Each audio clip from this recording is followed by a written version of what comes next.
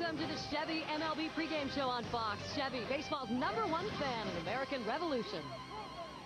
Right now on Fox, the all-star of all-stars. I'm talking about the leading vote getter in the majors in Midsummer Classic form today in Houston. And go ahead, Nomar, pack your bags for Pittsburgh. But first, you got a little business with the rival Giants. The All-Star game traditional end of the first half of the season just days away. How about last night? Barry Bonds planning on finishing up with a bang. 720 home runs, not an all-star this year, but it's got a lot left. 4 RBIs last night. That's the most he's had this season. Nomar, of course, gets the game winner actually in the 8th inning, home run number 11. And Nomar, you're right, is an all-star, Jeannie. Well deserved. That's Kevin Kennedy. I'm Jeannie Velasco. It's Fox Saturday Baseball. Barry Bonds out of the lineup today because he did twist his knee. A little situation with the cleats last night. Went from metal to rubber, so he's going to take the day off. A long night last night, too. Day game after night game. Hopes to be back in the lineup on Sunday to finish out the first half. Shall we talk about a little bit of drama with Nomar Garcia-Parra? He's finally getting that vote. Yeah, he gets voted in, and it's well-deserved. But here's the thing right here. Eric Gagne, Jeannie, out. Going to have that back surgery, and there is out for the season. An unnamed Dodger source in today's LA Times saying that they're not going to pick up his option for next year. Understandably. The guy's making about 10, 11 million next year. It's not going to happen. All right, got trade winds blowing, you better believe it. Hours after another Reds bullpen meltdown, Cincinnati went out and got former All-Star closer Eddie Guardado from Seattle. And Cardinals GM Walt Jocketty says he wants a hitter, but he found a pitcher. Jeff Weaver was out there, so he grabbed him. He's a pretty good hitting pitcher, too. You know, maybe it's a 2-for-1 package. Jason Marquis, Jeff Weaver. Now, Jeff's got a lot left. I like this move for the Cardinals. Let's share pictures from today, shall we? 15 for Miguel Cabrera right there, 61 RBI. We'll see him Tuesday. Yes, we will. Ouch.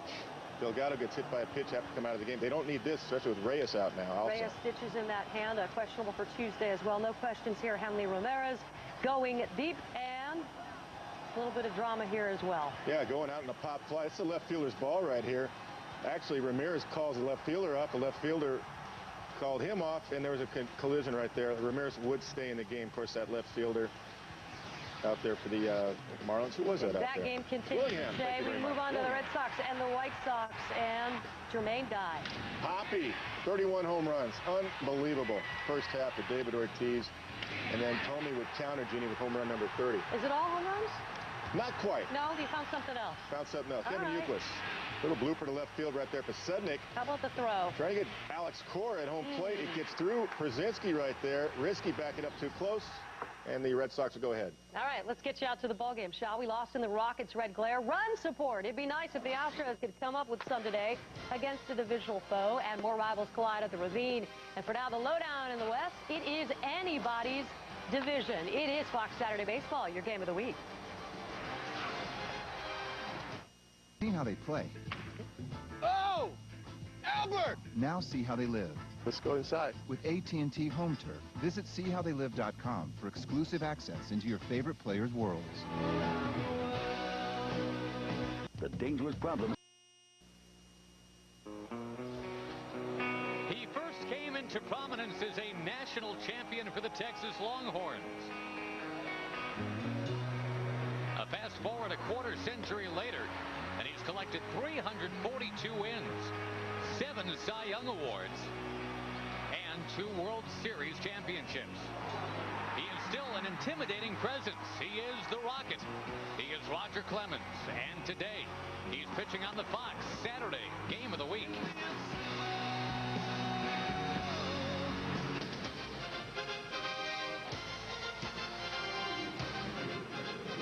A rematch of the last couple of National League Championship Series, the Cardinals and the Astros today. And yes, the city of Houston is buzzing once again. They've got the Rocket Man back. He is on the mound on Fox today. Along with Lou Piniella, I'm Josh Lewin, and yeah, you'll see the Rocket today. Anthony Reyes going for the St. Louis Cardinals, and Lou, it's an interesting comparison to make the kid against a guy who's not a kid anymore. Well, you've got the veteran Clemens, you got the youngster Reyes, a big difference in pedigree. But when you look at these comparisons, one thing they do have in common, they both have one-hitters. When you talk about Roger, arguably you're talking about the best right-handed pitcher in Major League history. No doubt about it. You've got a guy in Anthony Reyes today who's going to need some support from guys like, I don't know, Albert Pujols and Jim Edmonds. We know the Cardinals have some thump in the middle of the lineup, but where is the pitching overall for these guys? Well, there's a problem for them. They've struggled in that department, especially starting pitching-wise. Last year, the Cardinals were second in the National League in ERA starting pitching-wise. This year, they're 11th. There lies their problem. It stacks their bullpen. The All-Star break is coming at the right time for St. Louis. St. Louis again with Reyes on the mound against the Rocket Man. Albert Pujols will take aim. We've got the Cards and the Astros live on Fox next.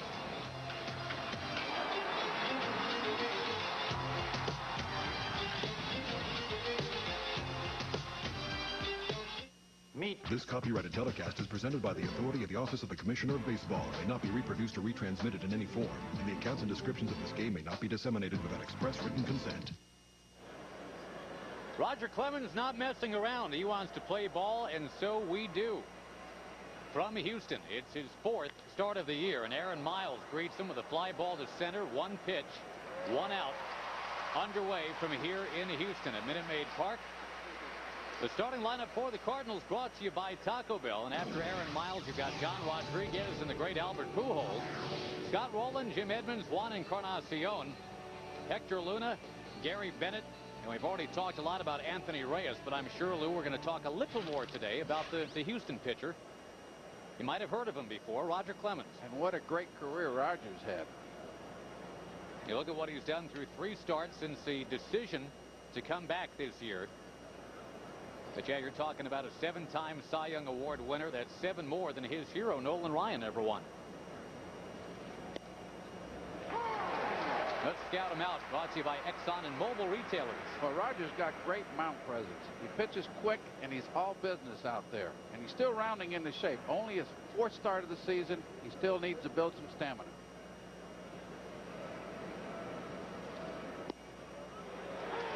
Pours it in there to John Rodriguez.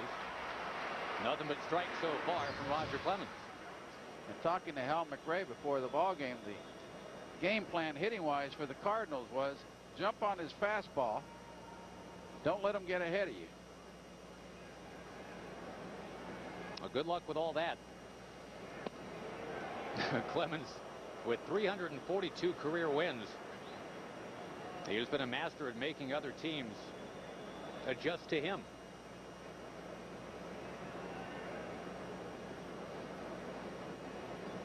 1-2 coming, and we'll do it again.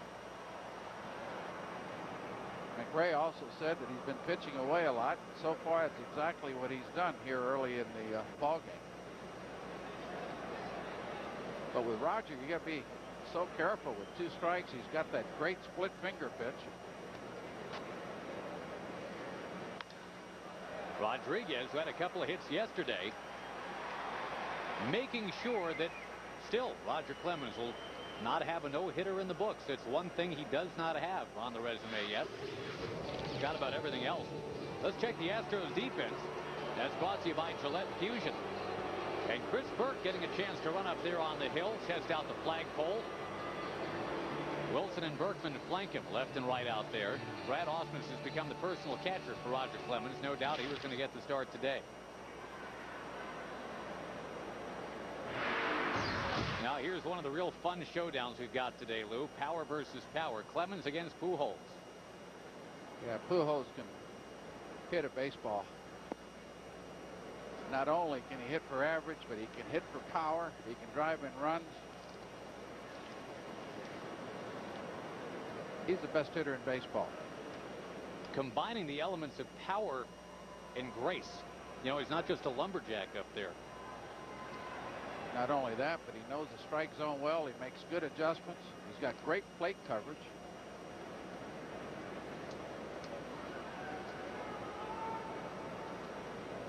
Be hard-pressed to find something wrong with Albert Pujols' game, and I think one of the things that's so endearing about him, Lou, here he is, one of the great stars of the game already. He's really always looking to get better. He bangs this one off the rocket into left field. Boy, did that get hot. It got hot. Preston Wilson in a hurry out there. 2 on, 1 out. You seldom see a ball almost eat up a left fielder, but that ball did. Well, that ball was smoked. And split finger up in the strike zone and really hit it hard. It almost handcuffed the outfielder Wilson. And you're right, you don't see that very often in the big leagues. He was only about 3 steps in front of the fence out there, too. Here's Rolen, 5th leading hitter in the National League. Rolen got off to a little bit of a slow start this year, but boy, since mid-May, he's really picked it up. And the Cardinals need for Rolen to be productive in that 4th slot so that they'll pitch to Pujols more prevalently.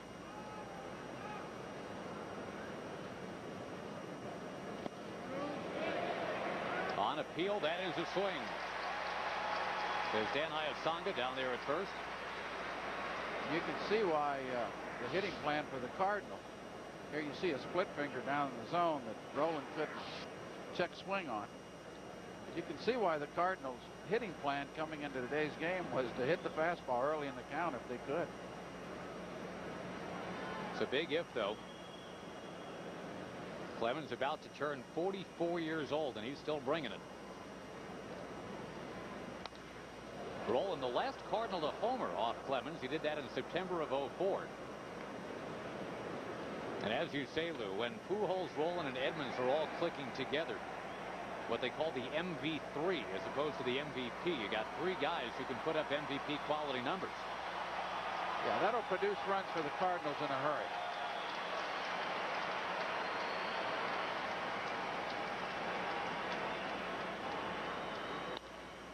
Little half swing roller. Pujols got in front of Mike Lamb, might have screened him. And the Cardinals take the lead. It was an awkward play. Mike Lamb in pursuit of it, but there was Pujols hopping over it.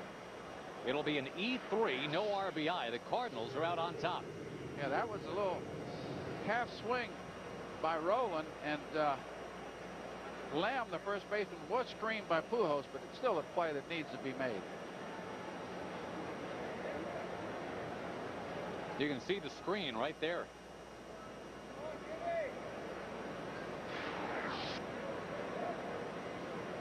And one thing I've always found to be kind of interesting, especially with the roof closed here in Houston, Lou, it's a little bit of a muddy track out there. They water the infield quite a bit. In fact, the grass before the game was moist if you walk the field. When you think of Texas, you think of hot, you think of dry, you think of that searing midday sun. Well, I'd rather have it just a little wet to start the ball game than playing outdoors in that humidity. There's a beautiful ballpark here in Houston, though. No, they've done it right. And the Cardinals very familiar with the confines here. Edmonds fouls one back. The last 2 NLCSs, the Cardinals and the Astros have gone at it head-to-head. And here are these 2 teams shaping up as part of a big-time race in the NL Central again, Lou. You've got the Cardinals lead chipped down to 2 by Cincinnati, and Houston within 4. And Houston and St. Louis still have 9 games to play this season. Yeah, it'll be a lot of head-to-head. Not just those teams, but you know, got all these teams that feel like they are within range of the Cardinals. Cardinals will play the Reds 10 more times. It's a really good division. Very competitive. Early in the season, it looked like the Cardinals were going to run away and hide, but they've come back to the pack. I'm sure that both St. Louis and Houston are glad to be playing in the National League again, because the American League was a little tough on them both. 1-2 pitch missing away. 1 run in.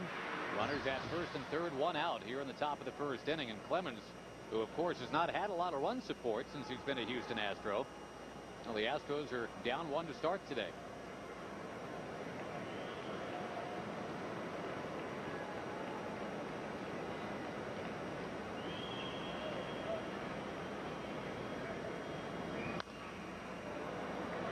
Jim Edmonds at the plate with a 2-2 count. How about Jim Edmonds in the field last night, Lou?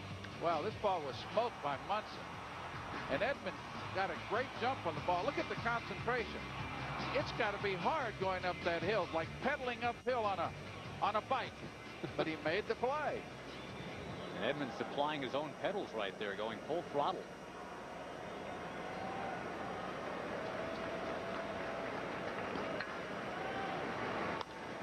slowly hit.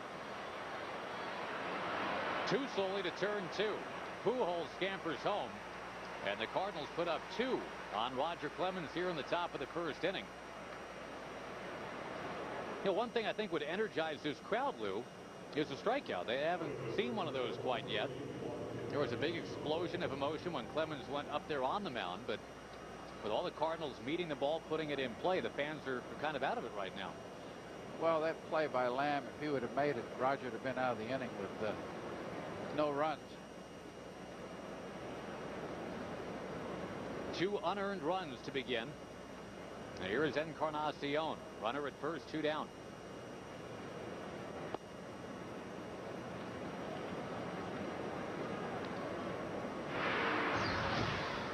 Not that Astro fans have never seen a Roger Clemens strikeout before, Lou. The guy's got 4,514 of them. No, he's gotten his share. 46 shutouts in his career, among many other just blindingly gaudy stats that you can run out there. 1-1 the count to Encarnacion. One after another. And what's so amazing is what great shape he is at his age. It's hard to play baseball in the 40s. 1,200 strikeouts today, and he'd be even with his boyhood hero Nolan Ryan. There's another guy that could really throw that baseball. Pitch into his 40s also. Yeah, a lot of similarities here. A couple of hard-throwing Texans, obviously. We've already talked about the mound opponent today, Anthony Reyes, a hard thrower for the St. Louis Cardinals, and he loved Nolan Ryan too growing up. Well, I love Nolan too when he pitched against somebody else. You had to have been in the book, right? A victim? Well, I think he pitched a couple no-hitters against teams that I played on. Yeah, he was the most intimidating pitcher in my era. In there. But this will be at least a 24-pitch inning for Roger Clemens. And as you said, Lou, he's not completely rounded back into top form yet. Not a guy that's going to give you 130 pitches today. No, I would think that about 100 pitches would be his maximum.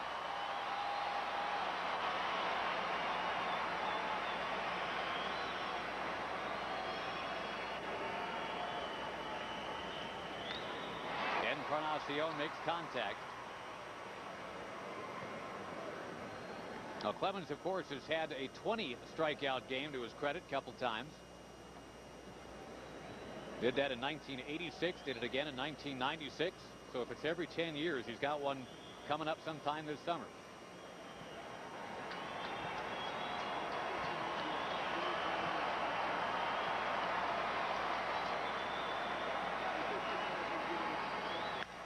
Encarnacion puts it in play into right center field. Caught on the run by Berkman. To end a long top of the first for the Rockets.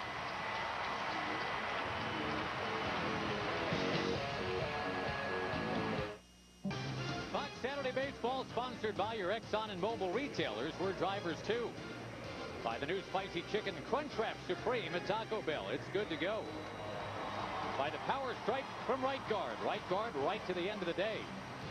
And by Chevy, baseball's #1 fan, Chevy, an American Revolution.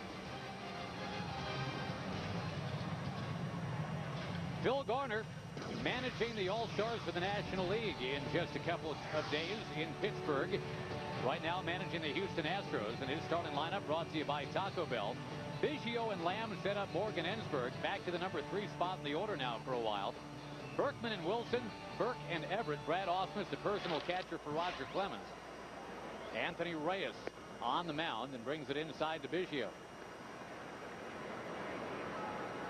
Now Reyes, as you pointed out, Lou, already has a one-hitter to his credit. The only hit he allowed against the White Sox, a Jim Thome home run, a 1-0 loss. Here's the ExxonMobil scouting report for you. Well, he's got really good composure. He doesn't rattle. Also, he's a 3-pitch pitcher. Fastball, 2-seam, 4-seam, a slurve, and a changeup. And Tony La Russa really likes this young pitcher. He thinks he's going to get better and better with experience. Got a rally in this at bat with Biggio. 3-0 to start him off.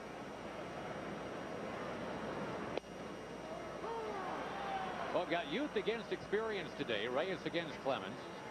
We've got USC against Texas. Kind of a BCS bowl game, national championship vibe working here. Biggio doing what he does so well, find a way to get on. Let's check the defense for the Cardinals, brought to you by Gillette Fusion. Hector Luna getting the start over David Eckstein today. Rollins at third, Aaron Miles at second, of course Pujols at first. We should point out that Gary Bennett will run out there again at catcher today, Lou. Yadier Molina still a bit shaken up. He was run over at home plate the other day. Well, he actually got beamed, Josh. Oh, yeah, right on. With a curveball. Wasn't intentional. And he went out to first base, and he got a little dizzy over at first base, so they took him out of the ball game, and I think they'll probably rest him now through the All-Star break. Bennett's been banged up, too. He had a strained oblique muscle, but that's kind of the lesser of the two evils right now for the Cardinals catchers.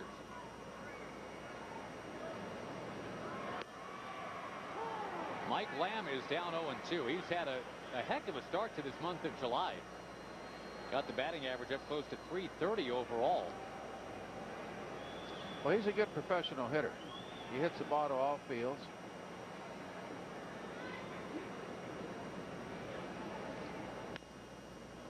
Lamb becoming more famous lately, though, Lou, for the hit he didn't get. The one in Arlington, Texas on Fox a week ago.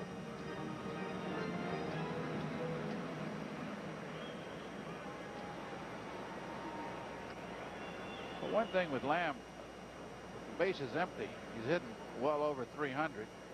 And with runners in scoring position around the 200 mark, that needs to improve for Houston to put more runs on the board. One-man wrecking crew in a couple of games lately here in this month of July. Nearly hitting for the cycle in Arlington, as we mentioned a week ago.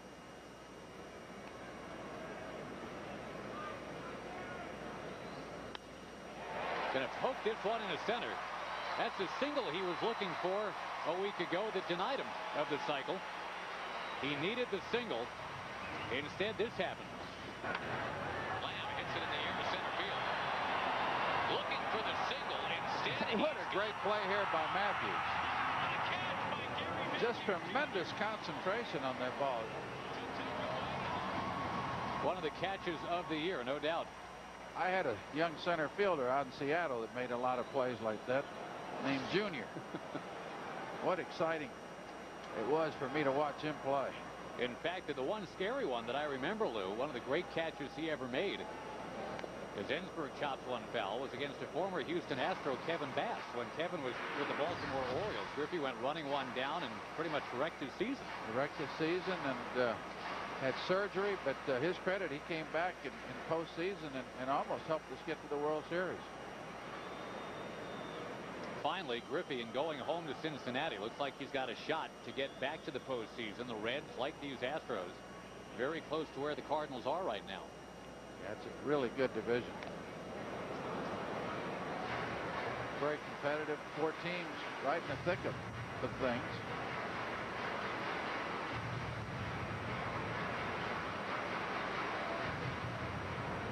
Gardner has moved Ensberg up and down the lineup. He had him hitting 7 on Thursday, and today's got him in a 3-hole. Pretty good pitch right there. Reyes right after Ensberg. And you bring up a good point, Lou. I mean, they move him back to the number 3 spot in the order, inviting him to please go ahead and knock in a run. That's the one key element missing from his game this year. But instead, he takes a called third strike. Well, they started him off with 2 breaking balls, and I think he was looking for a curveball there, the way he took that fastball, because he's usually a pretty good fastball hitter. Not only doesn't Ensberg get the hit, but he can't move the runners. Lance Berkman will come up. I guess if you're looking for the RBIs, here's the guy that's sporting most of them for Houston, right? Well, he's second in the league at 76. Just an aggressive hitter. Good hitter from both sides, but more power from the left side. He's got 24 home runs. I was reading some statistics earlier today, and no Houston player has hit 50 ever in their careers, and he's got an outside chance this year. Stays healthy.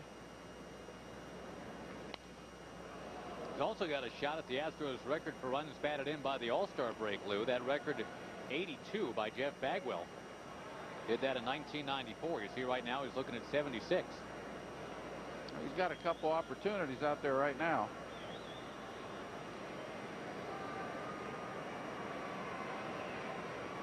And young Mr. Reyes has been giving up the long ball of late. He gave up 3 home runs in a flurry in his last start in Atlanta. 3 home runs in 1 inning.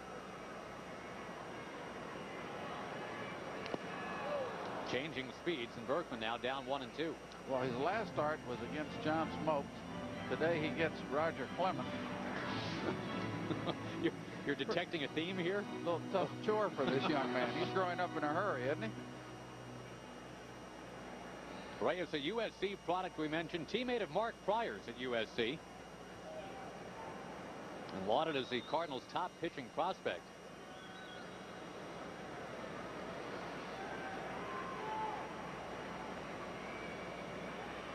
His teammates kind enough to give him a 2-0 lead against Roger Clemens today here in the first inning. We mentioned earlier, like a lot of 20-something pitchers, Nolan Ryan was the guy he looked up to.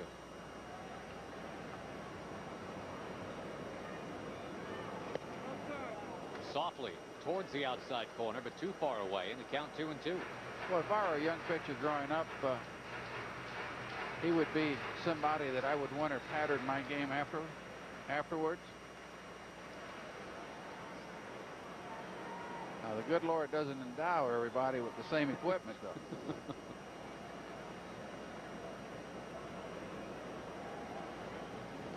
Well, the template for hard-throwing Texans, I mean, you can pretty much crystallize it to 2 guys, and we've been talking about him a lot already today. Nolan Ryan, and the guy who is opposing Mr. Reyes today, that is Roger Clemens. Yeah, this state has produced a lot of good hard throwers in the big league.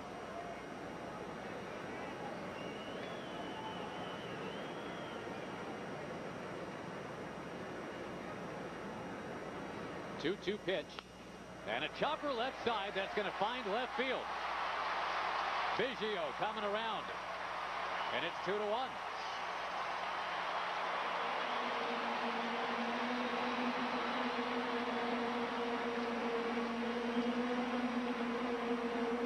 One thing we haven't seen either pitcher do today yet, Lou, Clemens or Reyes, separated by 20 years, they're not putting anybody away.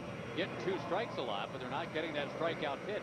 Yeah, and here you see Berkman with Luna flying up the middle, just using that shortstop pole and slapping that ball in the left field.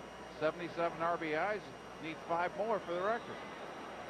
Preston Wilson will bat. This guy is a lethal first ball hitter.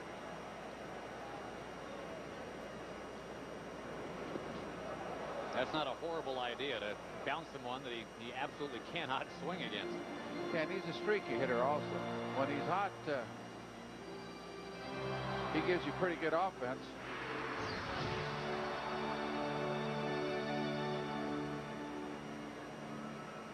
But he will chase the breaking ball. He's not real fond of that home run total of 8. But he does have 8 doubles in his last 8 games. He's coming on.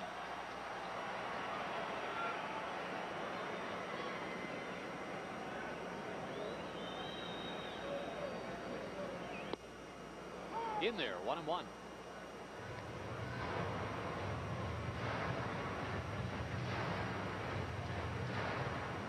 Those numbers lead you to believe he's swinging for the fences here. The batting average down about 100 points, but with a lot more home runs here at home.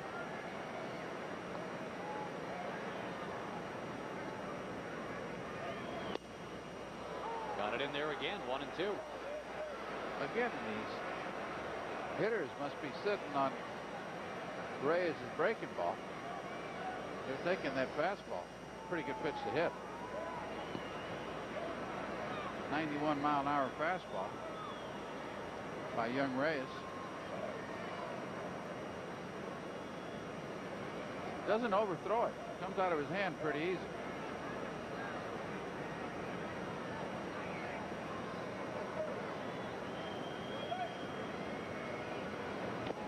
Yeah, very fluid motion.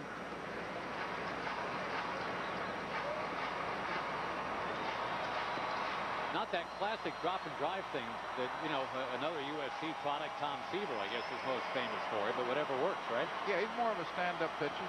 Gets his arm up quickly.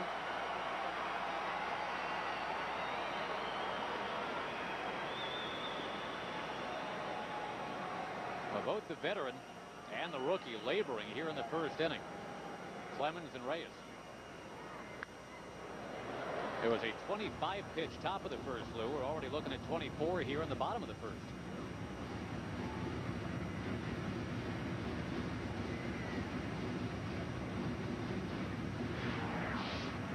Well, as you can see here, Reyes is nice, fluid, and easy. Doesn't overthrow the ball. Really good balance.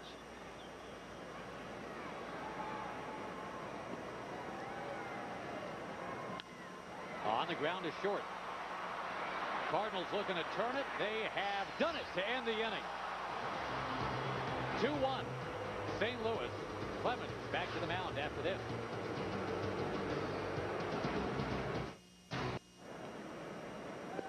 Take two for number 22 now. Roger Clemens begins the second inning. His team down to 2-1. Hector Luna behind, no balls, one strike as we look at today's AutoZone strike zone, Lou. And both these pitchers, the 24-year-old Reyes and the soon-to-be 44-year-old Clemens, long first innings, 25 pitches apiece. Yeah, a lot of pitches. Both struggled. Now, you mentioned it right off the top in the scouting report on Clemens. It's not your usual Clemens scouting report.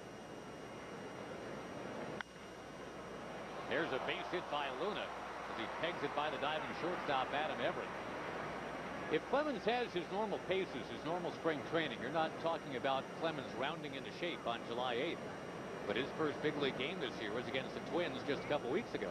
Yeah, you know, in spring training, these pitchers get 6 starts or so before they're really stretched out, before their arm gets nice and strong to be able to throw all pitches. And Rogers basically about halfway through spring training right now. We mentioned that first start this year against the Twins. And the Twins were the first big league team to draft him out of high school in the 22nd round. Offered him a signing bonus of $1,000. And Clemens swears that the Minnesota scout, Lou, told him if he didn't sign, no other team would ever draft him. How wrong he was. Yeah, I think the Red Sox were thrilled to find him still on the board once he got done with his college work at the University of Texas. Well, looking at his high school pictures, he was a young, slender right-hander. When he went to college, really started to fill out into a strong young man. Picked up velocity. The rest is really history. But been a lot of hard work along the way. And this guy's got a tremendous work ethic. I know when I managed against Roger, I didn't like him out on the mound at all. I never had the luxury of having him pitch for me because I think I would have enjoyed that immensely also. Well, instead you were on the receiving end of the Roger Clemens greatness, right? The 2000 and 2001 ALCS game 4 both times. One hitter and a two-hitter. A two-hitter, yes. Runner goes. Osmus firing down there. It is going to be too late. And what has been a down season for Brad Osmus, one of the downturns has been the inability to throw out attempted base stealers, Lou, is capturing only about 14 or 15% this year. Yeah, here Luna really steals the base on the pitcher, though. He got a really good jump, and throw was on the money, but it's just a little late. And the 4th steal this year for Luna.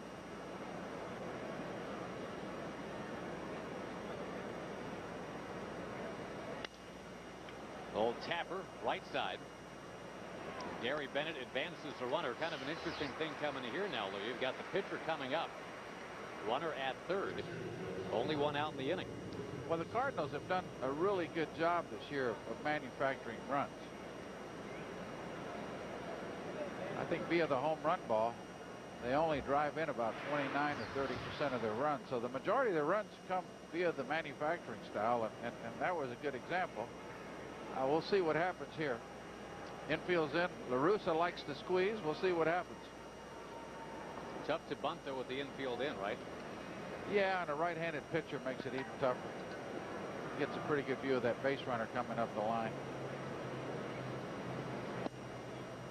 Reyes, for what it's worth, 1 for 6 swinging the stick.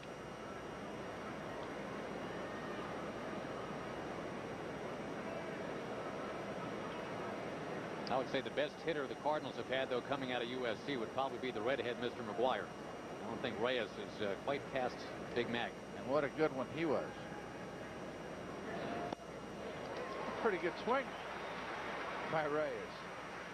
Problem is he's going up the guy with the 4,514 strikeouts right here. Hey, Roger gave him a little breaking ball.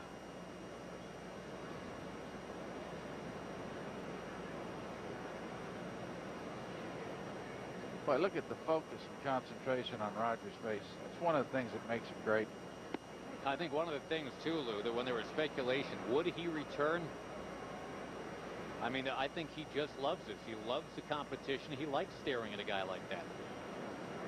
No question. He's intimidating.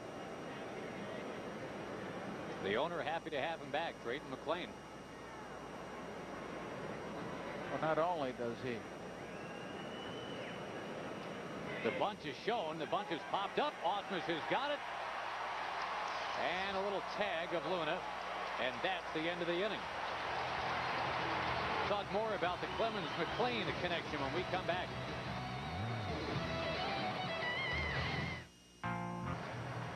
Fox Saturday Baseball sponsored by Budweiser Select. Brewed longer for a bold taste that finishes clean. Expect everything. One thing maybe we did not expect, Lou, but we got it. The Pepsi double play. Let's check it out. The squeeze was on. It did not work out. It was a tough pitch for Reyes to squeeze on, but St. Louis pitchers work a lot on little things, and bunting is one of them. Reyes couldn't get the bunt down. The double play disrupted the inning. Now he's right back to work here, taking on Burke, Everett, and Osmus. Yeah, when I managed against Tony, I was always ready for the unexpected. Tony likes to do those things. Very aggressive as a manager.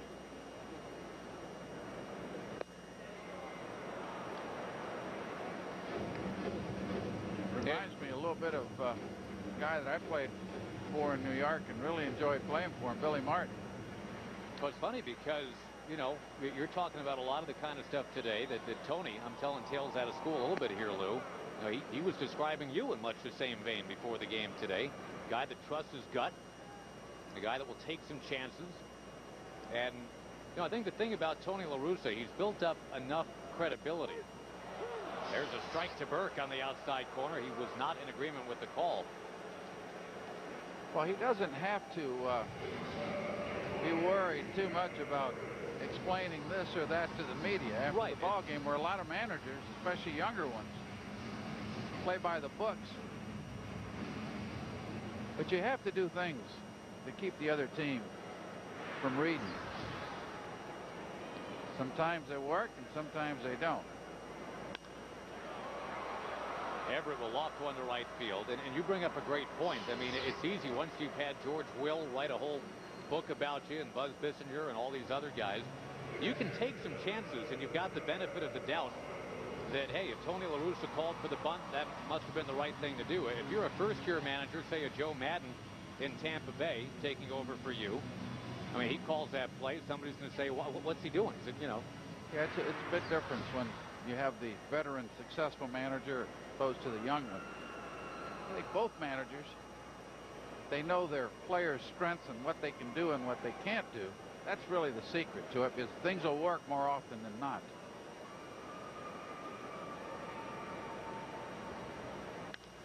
Osmus will slap one out of play. Tony La Russa was invoking before the game, Lou, the line that Paul Richards laid on him, and I'm sure you've heard it too. It's the difference between trusting your gut and covering your butt. And Tony La Russa now has the street cred. He's got the benefit of the doubt that he doesn't have to cover anything right now. Yeah, he's had so much success. Third all-time in wins Major League history. Mutual admiration society right there. Well, we grew up in Tampa together, played on the same American Legion team. He played shortstop and hit second in the lineup. I played third. What are you telling him to do right there? We're just talking about old times. Osmus over to the right side. And Reyes, a 1-2-3, bottom of the second. We'll come back after a word from your local Fox station.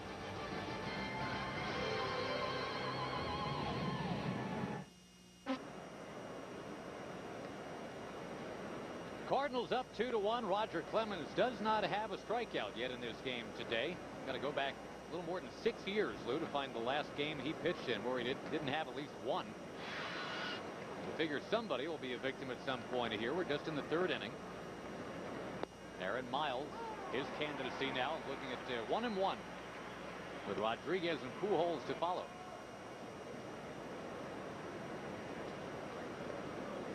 Roger Clemens in search of his 343rd Major League win today. Mike Lamb makes a play on that one. Missed one of those earlier today. Clemens tied with a guy that threw his last big league pitch 113 years ago, Lou. A guy named Tim Keefe for 8th place all time. And if you were wondering, that's what he looked like, Tim Keefe. How about that 543 complete games and 593 starts? They do it a little differently here in the 21st century, I believe. It's called the bullpen, right? They didn't have that in Troy, New York, apparently, in 1888. Clemens, the kind of guy, even at 43, turning 44, and you've alluded to it already, Lou. I mean, he's got so much pride. If he could, he would give you 9 every time. You were talking earlier about Drayton McClain, the owner here, colorful owner of this Houston team. He's known for asking his players daily, are you ready to charge? Are you ready to be a champion today? And that, I don't think he's got to ask that question of Roger Clemens. No, Roger is well prepared. He's well motivated. And like you mentioned, it takes a lot of pride in going out there and competing and winning baseball games. Three and one, the count to John Rodriguez. I remember when I was managing Seattle, we pitched a truly outstanding ball game against us in New York, Yankee Stadium. And after the ball game, our hitters were complaining a little bit that Roger was doing something to the baseball. So I mentioned it to the media. Next day I go to dinner with my wife, or that evening actually, and it was my wife's birthday. He sends a bottle of champagne over, which is really nice of him. And then when the dessert comes, I get a card. I open it up and it says, "Tell your wife happy birthday." He says, "Open up the..." Well, there's the first strikeout. It is Rodriguez victimized. Route number 2. Yeah, and he gives me this card and he says, "Take a look at the box." And I open up this box and there's this baseball with a big fork in it. He says, "It's a fork ball, dummy." And I laughed.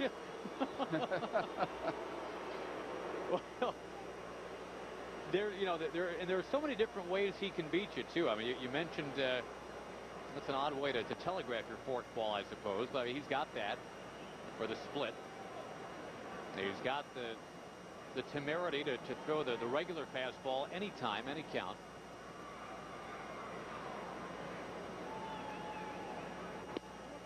Pujols taking outside 2-0. That's a pretty good slider. Pujols does a really nice job of laying off that pitch. That slider from Roger just misses the outside corner. And Pujols, with a great eye, just lays off of it. But Clemens makes his pitch and gets him out. Fell behind him 2-0. But it's Clemens over Pujols. And it stays 2-1.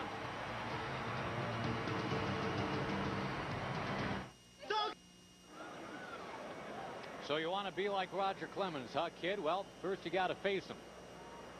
Anthony Reyes missing well outside to the Rocket Man, who's done many great things in his career, Lou. You've talked about a lot of them. Doesn't have a home run yet, though.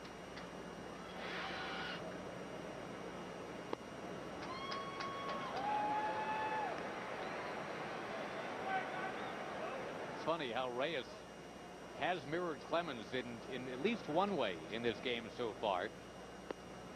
25 pitches by Clemens in the top of the first. Back comes a kid with 25 in the bottom of the first. Clemens 10 pitches in the top of the second. Reyes 10 pitches in the bottom of the second.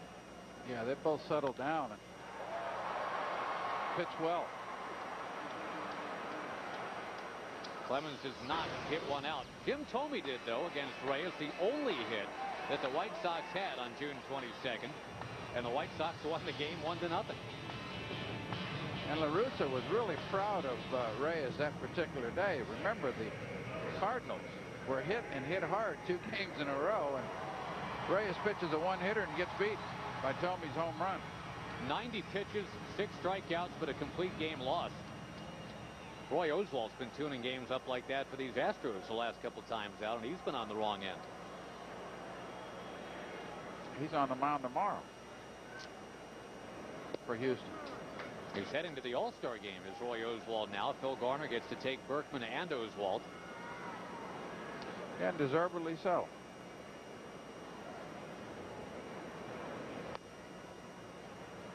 Two 2-0 the count to Biggio. Now, meantime, for Ozzie in the AL All-Stars, Lou, would it be easier just to name the White Sox he's not taking? He's taking quite a few of them, isn't he? I think 7. 7. And Phil Garner gets to take 2 Astros. Well,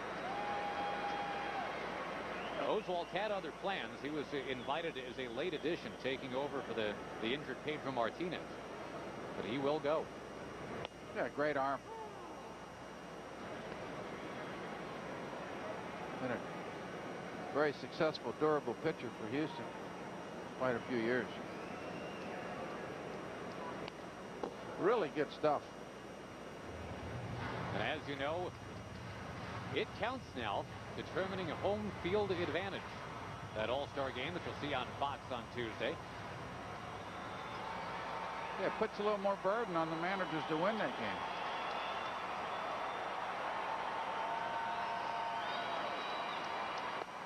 Biggio draws his second walk of the afternoon.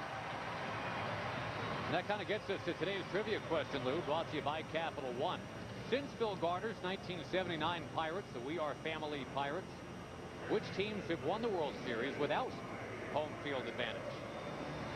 Not too many have, and that's part of why Phil Garner wants to field the most competitive team he can Tuesday in the Steel City.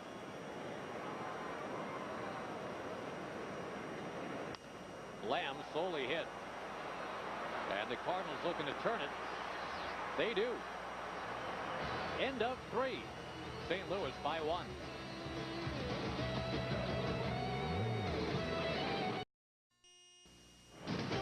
Buck Saturday Baseball sponsored by Capital One. What's in your wallet?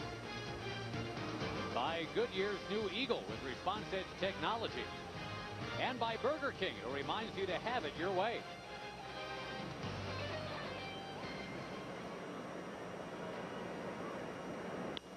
Scott Rowland greeting Roger Clemens with a parachuting base hit in right field to open things up in the top of the 4th inning. And we've been talking, Lou, about the comparisons between young Mr. Reyes and the not-so-young Roger Clemens. Look at that, pitches by inning. They are almost exactly mirroring each other to this point. The difference in the game, the unearned runs for the Cardinals in the top of that 1st inning.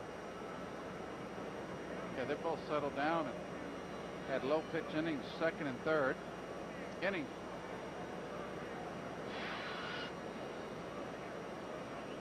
Jim Edmonds will be followed by Juan Encarnacion, and they're up there swinging early, like you said they might today against Roger Clemens. Well, that's exactly what the game plan was for the Cardinals. They didn't want Roger to get ahead. A big key for me offensively for the Cardinals is for Edmonds to start hitting the ball for power like he has in prior years. His swing is starting to come around. They need that good left-hand bat that can produce some runs. Tony La Russa is saying it seems self-evident, but it really is true. They're a much different team when Edmonds is hitting the ball as he's capable of doing it.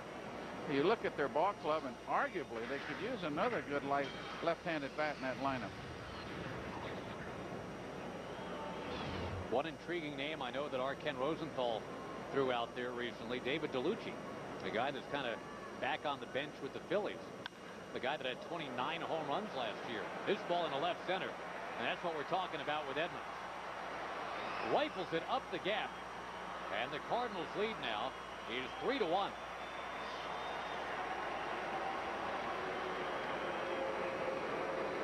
Jim Edmonds, 19 times in his career a strikeout victim of Roger Clemens, but this time Edmonds winning out. Cardinals back up by 2. And here he gets a fastball out over the plate and drills it into that gap in left center field, and Rolen scored all the way from first base.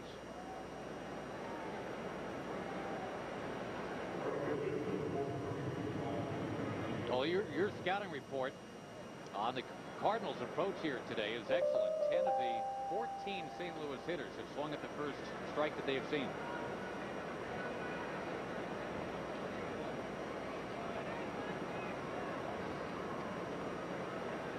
Curious to see if Encarnacion here goes to the right side to advance the runner.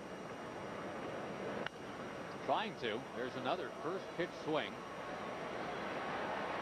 but he scoops it up in the air to right field. Let's get you back to that trivia question, Lou, brought to you by Capital One. Since the 1979 Pirates, wondering if you know which teams won the series without benefit of home field advantage. Well, I remember the Dodgers in '81. They are on the list, and then you got the Marlins, probably, with being a wild card team. They're on the list, and that's about it for me. 84 Tigers didn't need it, and Kirk Gibson homering off the goose. 92 Blue Jays and the 99 Yankees too. But that underlies why home field advantage is kind of a big deal in the World Series, and they'll be battling for that on Fox on Tuesday. Well, that last at bat, you can see the experience of Roger on the mound, knowing that Encarnacion might be trying to hit the ball the other way. He just came right in on his hands with a good fastball, got him to pop it up. 2-0 the count to Luna. Clemens himself, Lou, an 11-time All-Star. His first All-Star game was right here in the city of Houston at the Astrodome 20 years ago.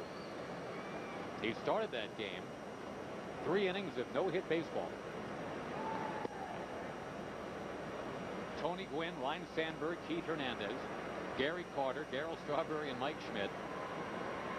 Dale Murphy, Ozzie Smith, and the second time we're mentioning Kevin Bass's name today. Those were the 9 guys that he faced, and it was 9 up, 9 down. Pretty imposing lineup.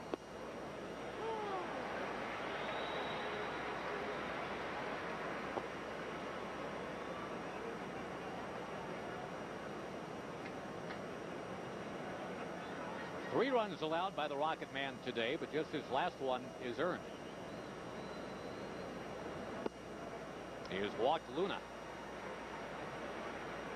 And the first walk that Roger Clemens has allowed this afternoon.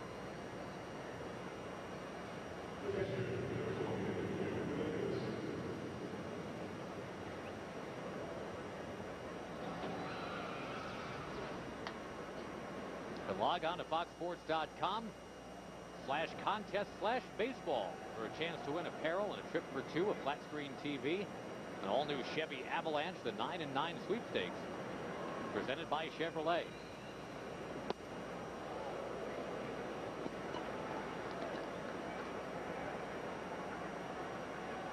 Well, suddenly 4 of 5 pitches here. Actually, 5 of the last 6 have missed from Roger Clemens. He's 1-0 on Bennett. Of course, he got the pitcher on deck. And here he comes after this play unfolds. Another run is in. 4-1 St. Louis. And again, Reyes will bat with a couple on and 1 out. That's what happened for him in the second inning as well. It is a 4-1 lead for the Cards.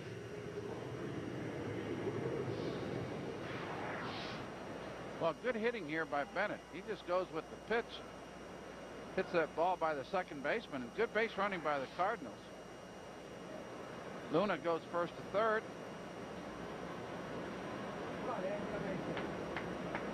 Edmonds scores on the base hit. A 4-1 lead.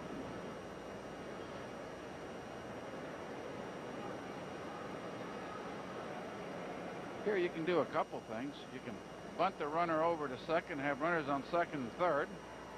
You can let your pitcher hit away. I don't think LaRusso tried 2 squeezes in one ball game, but you never know. No, you never know. The first one didn't go real well. Reyes popped up the bunt attempt. It's an easier situation here. Now the Cardinals do this a lot. They square around as if the bunt, and then they call it their slash play. I think it's fascinating watching them working on that in batting practice, Lou. Everybody on the team pretty much, except maybe Pujols, gets in there and does this exact thing in batting practice. Exactly. And the pitchers, before they even go on the field, in the batting cages a few times a week. And it does a few things. First of all, it'll hold the infielders from coming in, so if you do bunt, you've got a better chance of advancing the runner. Ah, the double fake right there. Show the bunt, pull back, and jab at the bunt. Problem is, it's 0-2.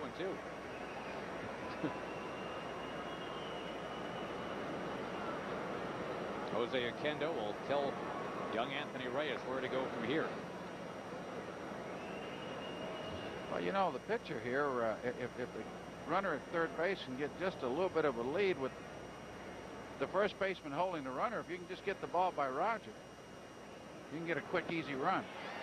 Not going to happen. Reyes failing to get the bunt down. Swings and becomes a Roger Clemens strikeout victim.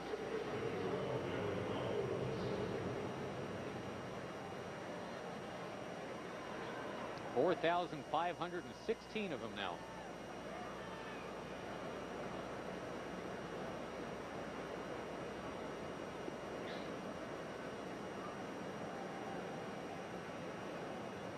Again, the lack of run support showing up for Clemens. Of course, it's early. We're only in the 4th inning. But it's pretty stunning, Lou. Since the start of the 05 season, of the 110 starters in the big leagues with at least 200 innings of work, Clemens is 109th out of 110 in run support. What was his record? 16-6 last year? I think 13 wins last year. He was above 500, but that ball blasted into left. And back on the track to put it away is Preston Wilson. Clemens is out of the inning, but more damage is done. 4-1 St. Louis.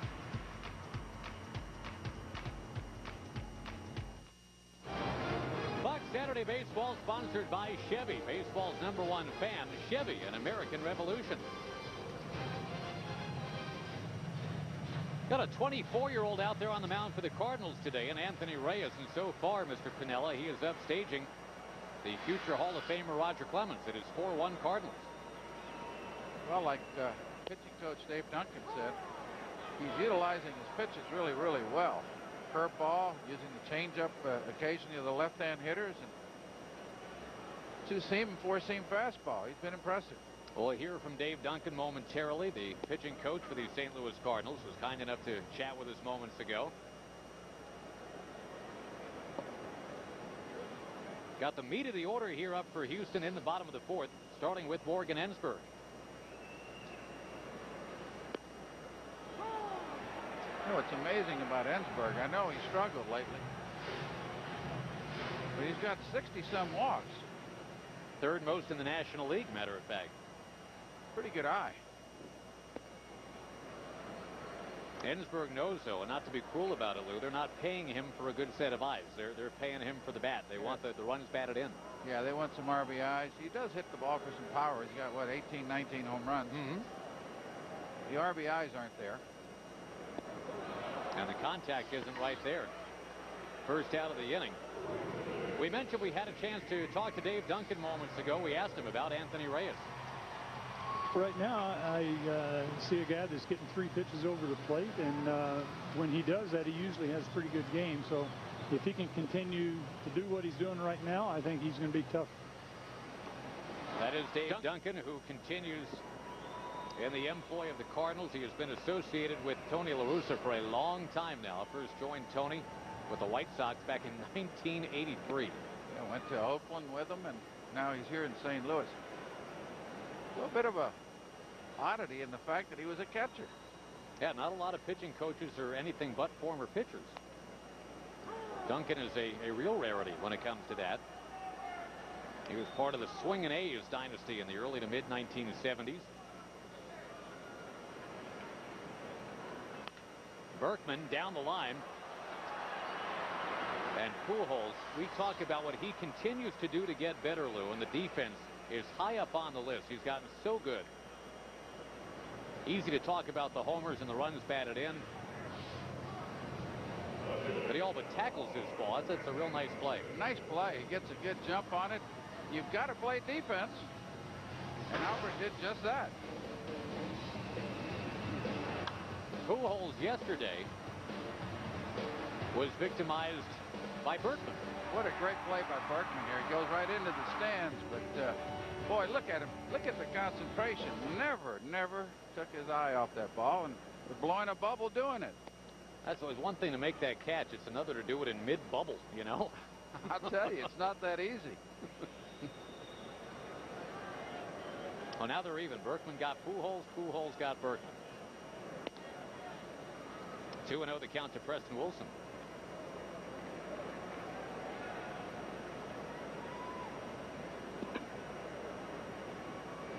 You know, when you look at this Houston ball club, now that they've got Roger, and I think he's going to help pet it along. They're good friends. I think their pitching's going to be there the second half of the year, and Houston's had good success the second half. Pettit goes tomorrow. Things are wide open in the NL Central. And even if you want to go ahead and start looking at wild card scenarios, Lou, you got a free-for-all going on. Only the Pirates and the Cubs can be classified as lost causes right now. You got 4 teams alive for the NL Central. You've essentially got 11 alive for the wild card. The wild card's been a great innovation in baseball. It's criticized initially. Boy, it keeps a lot of people in the race. That ball fouled as we check out today's Avo Darts in-game box score. As you see for Houston, not a lot going on. Well, that's what I was alluding to, Josh. They've got to crank up their offense and give their pitchers a little more run support. Got a big amen from Clemens on that. Last year, Lou, Houston was 27th in baseball in batting average. But they went to the World Series because they had the second best ERA. Yeah, great pitching last year. This is a good hitter's ballpark. I mean, center field is deep. Wilson can't get it out there. He gets it over to Pujols to end the inning. Cardinals on top 4-1.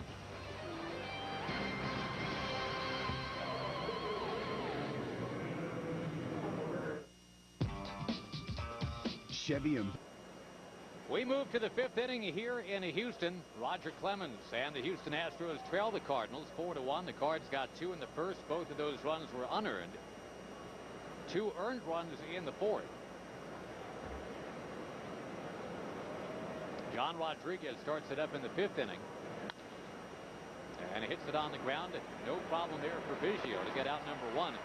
Just a moment ago, we had the pleasure of chatting with the Houston pitching coach, Mr. Jim Hickey. With Jim Hickey and a chance to ask your opinion on the Roger Clemens performance so far today. What do you think through 4 innings, Jim?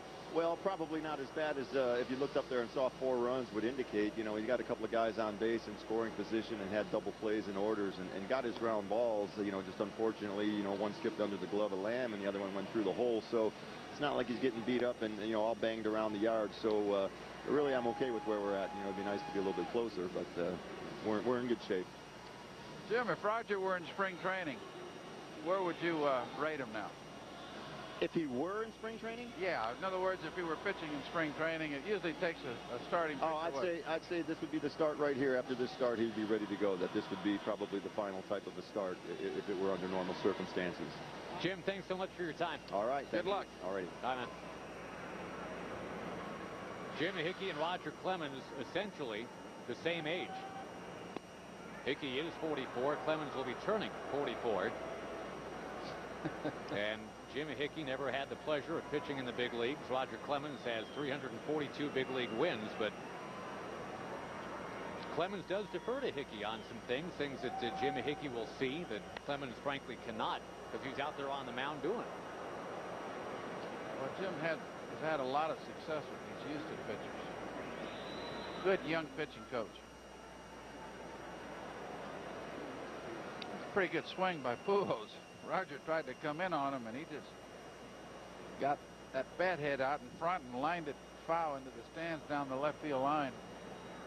You know what's really amazing about this guy? What's that? 448 batting average. 448 with men in scoring position.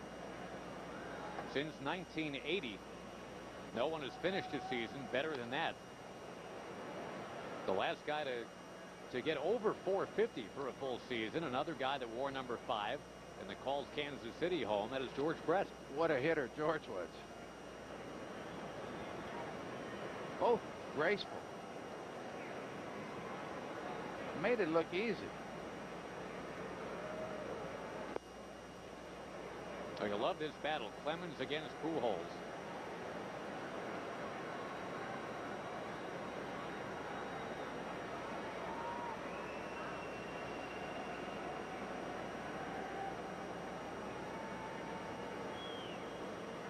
I think one of the things you appreciate about Pujols, among the many, that there is no law, Lou, that says power hitters have to strike out 100 times a year.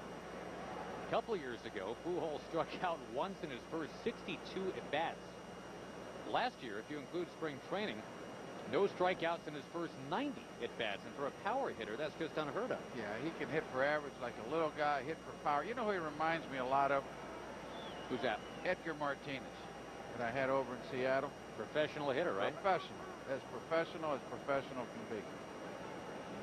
Albert's just a little bigger and a little stronger, but same type hitter. Stayed inside the ball so well. That's a little flare to right. Over towards the corner and caught up to. Out number 2 and another dangerous hitter coming up, Scott Rowland. All-Star Scott Rowland. And we talked to Scott about the importance of the All-Star experience. It's a celebration of the game of baseball, you know, in the middle of the season, and it's a conglomeration of that year's best players that are there, and to be a part of that and to be, you know, in that setting, that's what's special for me. Just on the use of the word conglomeration, I think the guy should go every year. What does it mean? I don't know, but it sounds great. Roland's parents are both teachers. And he is not just a talented ball player, he is a smart dude. The guy that was once called out by his Phillies teammates for reading Ayn Rand on the team plane. Greg Jeffries walked by and ripped out the final 10 pages of the book. So if he ever wants to find out how the fountainhead ends, he's going to have to go find Jeffries. Roland. Boy, he's strong. Opposite field, that gets almost to the track. Down they go in order against the Rocket Man. It stays 4-1.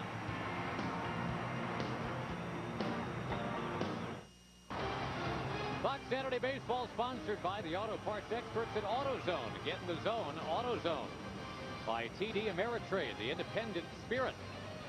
And by Subway Restaurants. Subway, eat fresh. Half the ball game in the books. The Cardinals lead 4-1. Chris Burke swings, gets a piece. Will be followed by Everett and Ausmus here in the bottom of the 5th inning.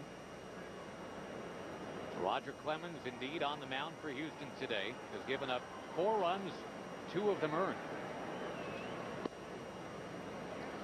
Good job of Reyes just mixing up his pitches. Started off Burke here with a really nice breaking ball.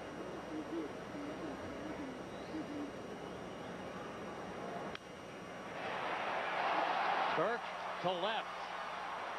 And dropping on in there. Now the Astros trying to spark a rally. They get the leadoff double.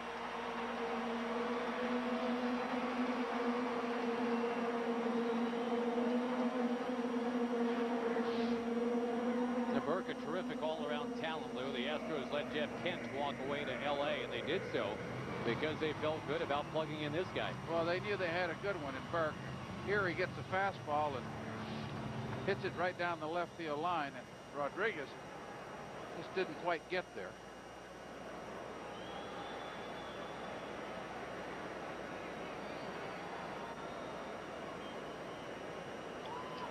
Here is Everett. And he'll look at a strike. You'd like to see Everett drive this guy in. Not get him over specifically. Osmus has been really struggling. Yeah, one for his last. Yeah, 1 for 44 is Osmus right now. And after that, you got the pitcher. You got Roger Clemens. Key here is for Everett to get a good pitch.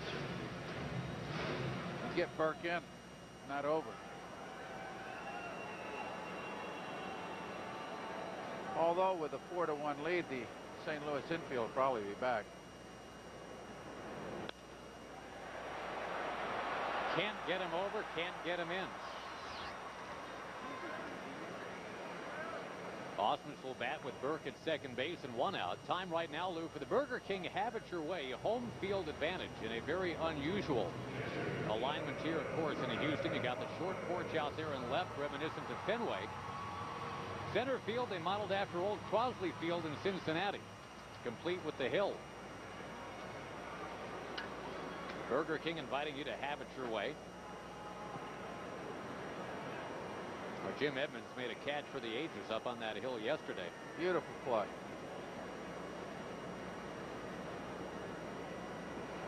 Well, we were talking earlier about Houston and needing to get their offense cranked up. This is a good ballpark to hit in.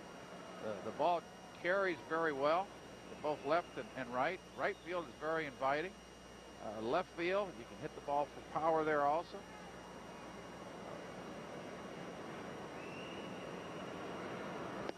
I would have liked it hit in a ballpark like this when I played. The hitting background was really, really good.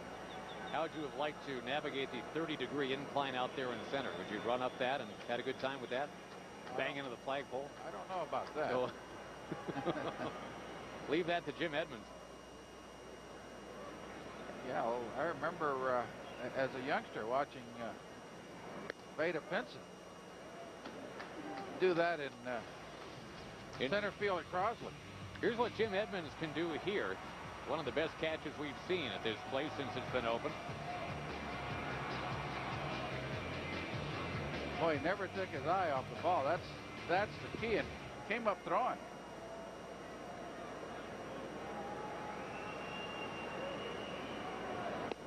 Osmus in the mother of all slumps, as he puts it, 1 for 44. That included an 0 for 40 at one point.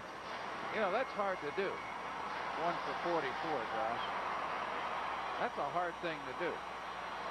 Gary Gaetti, the hitting coach. He's maintained a sense of humor about it, but I think more importantly, so is Osmus.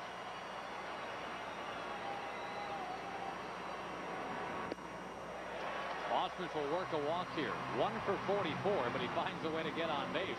That's the sin of all sins. Walk a guy that's struggling like that. I'm sure Reyes wasn't trying to do that. Osmus had a great line when he was asked about the 0 for 40. He said, I've been 0 for 40 before, just never consecutively, that's all. I know he's been working hard with Gary Gaetti. Gaetti is a good hitter with the Twins.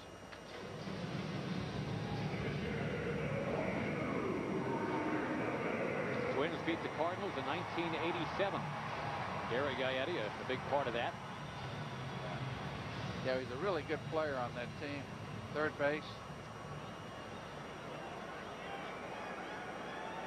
All right, the Rocket Man now with 2 on. Let's see if he tries that bunt and slash at the Cardinals. Hughes. I don't think so. Do you, Doug? Well, he's showing the bunt now. Yeah, he seemed more committed to it. Clemens has actually hit okay the last couple of years. Of course, for most of his career, he didn't have to swing the bat. He was an American leaguer. American leaguer. It surprised me a little bit when you said he doesn't have a career homer. Big, strong guy like that. Does have 5 doubles for what it's worth. Pickoff play was on. That seemed to come together very slowly right there. And Burke, who's had some problems with that foot, that left foot, ever since he took a tumble in Arlington. Yeah. Good play by the second baseman, keeping that ball going into center field. Really not too much of a chance to get the base runner.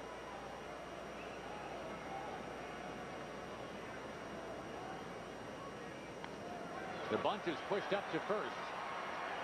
Pujols and Clemens will reintroduce themselves to each other. Nice bunt by Roger.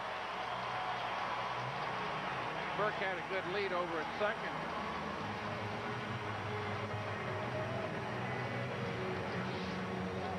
Yeah, the bat just catches this ball, and it's important for a pitcher to do these things. Keeps them in the ball game, gives them a chance to advance some runners, and now you got the right guy up the plate for Houston. Biggio's been swinging the bat well lately. Yeah, Craig Biggio had a 5-game hitting streak stopped yesterday, but for the most part, over the last few weeks, he has been the Craig Biggio of old. Got a couple of walks to his credit today.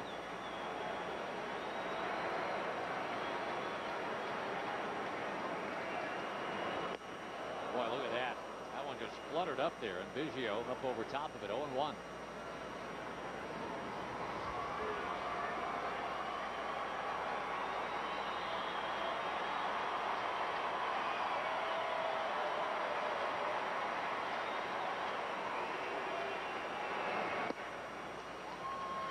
Craig Biggio, as synonymous with the Houston Astros as any player this franchise has ever employed. Well, he's had a long and really good career in the major leagues, and all with Houston. Yeah, I mean, there's a lot to like about Biggio. Right up there, indeed, is that he never did take the money and run. He stayed here in Houston. Well, active player-wise, he's second in games. Career-wise, first in at-bats, hits first, runs second. Not bad. Cooperstown's credentials. Closing in on 3,000 hits. He'll probably have to play next year to get it.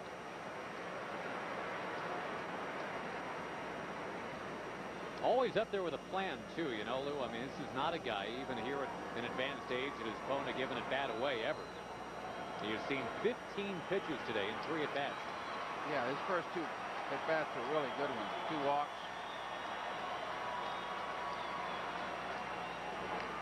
Fouls it back.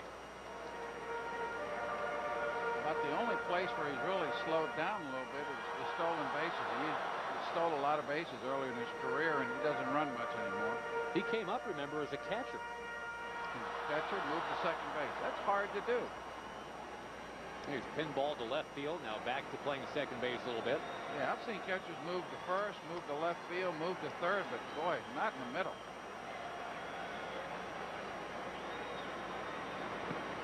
They had him in center field for a while here, too. And we've already talked about how tough a center field this is. You got to go back on a dead sprint and up a 30-degree incline.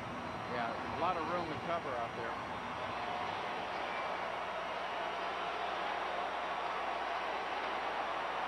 I don't think Reyes will give in to Biggio here.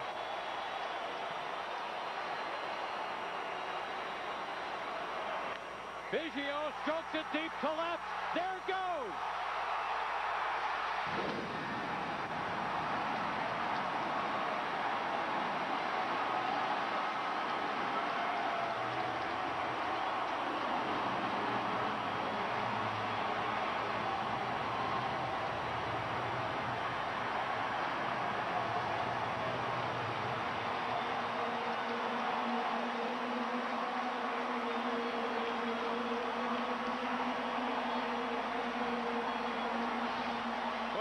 a breaking ball here. It was the right pitch, the wrong execution and location. And a hard-earned victory there for Biggio, Lou. A 9-pitch at bat. He went from 0-2 to 3-2, and then found the sweet spot to tie this game. Yeah, I didn't think that Reyes would give him the fastball, and he did. The only thing is the ball really didn't do much, and it hung right over the middle of the plate. And good hitters usually hit that pitch, and Biggio did.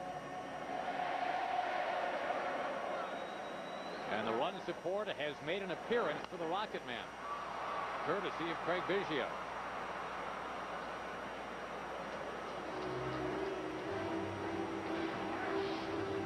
Here you see the breaking ball.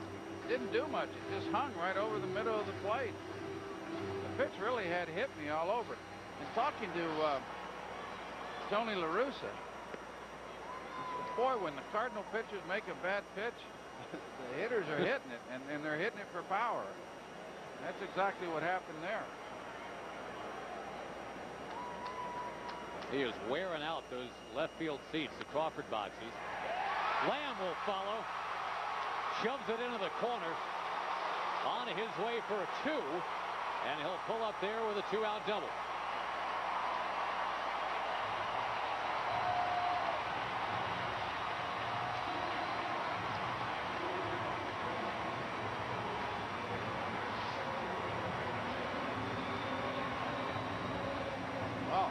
Just went down and golfed that pitch.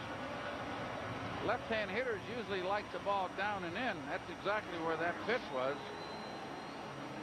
And Lamb just golfed it by Pujols at first base.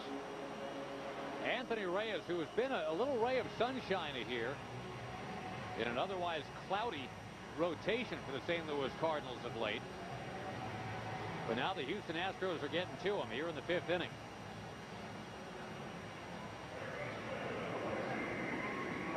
Well, and, you know, kind of a subtle thing in this inning, too, Lou. You go back to Reyes and his inability to get a bunt down in the 2nd inning. He bunted into a double play.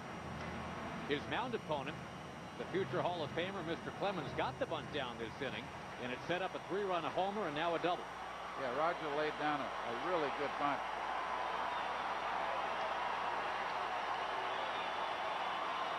Now Morgan Ensberg, runner at 2nd. Ball 1.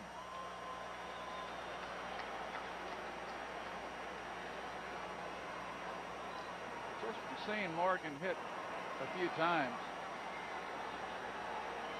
he has a tendency to pull off the ball.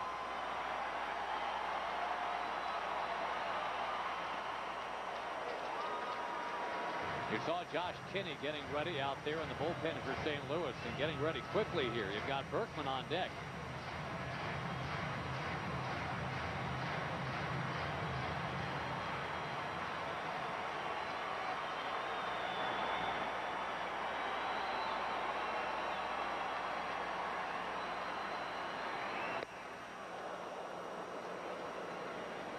Good fastball by Reyes.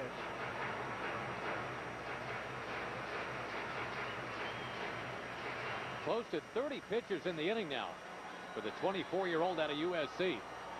Yeah, he's been up more with the ball this inning than at other innings. And Houston's hit it. Check swing foul, 2-2. Yeah, there's an example of what we're talking about. Ensberg was a little quick with his hip.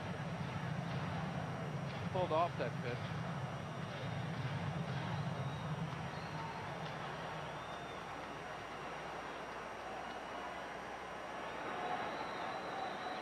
I'd be looking to shoot the ball up the middle, right center field here with 2 strikes.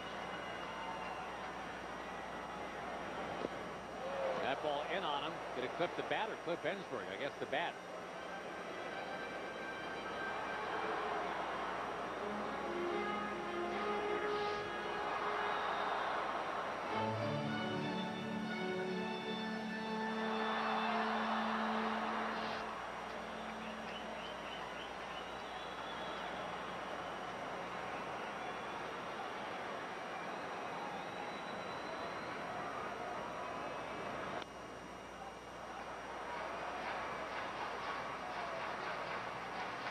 St. Louis with 2 in the first and 2 in the fourth. The Astros did get a run back in the first, and they have waited till here in the fifth to really unload. A 3-run homer by Biggio. And now a runner at second, 2 out. Yeah, good 2-out hitting.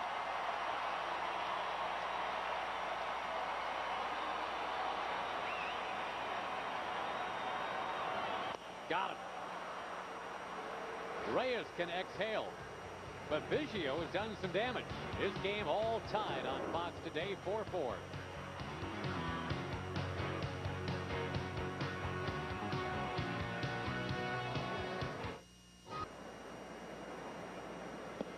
Underway in the top of the sixth, and Roger Clemens now in a 4-4 game. The Astros and the Cardinals, game 3 of a 4-game series. Edmonds, Encarnacion, and Luna for the Cards here in the top of the sixth inning.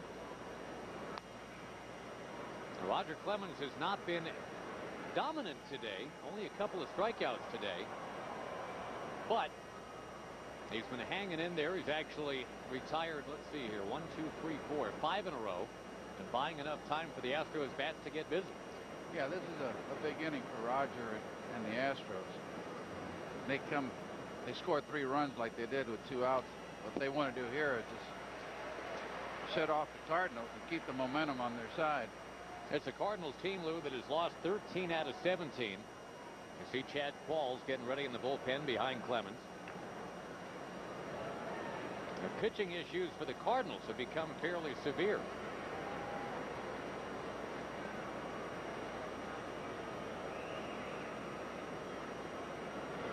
Look out. Jim Edmonds sends that bat helicoptering down near first base.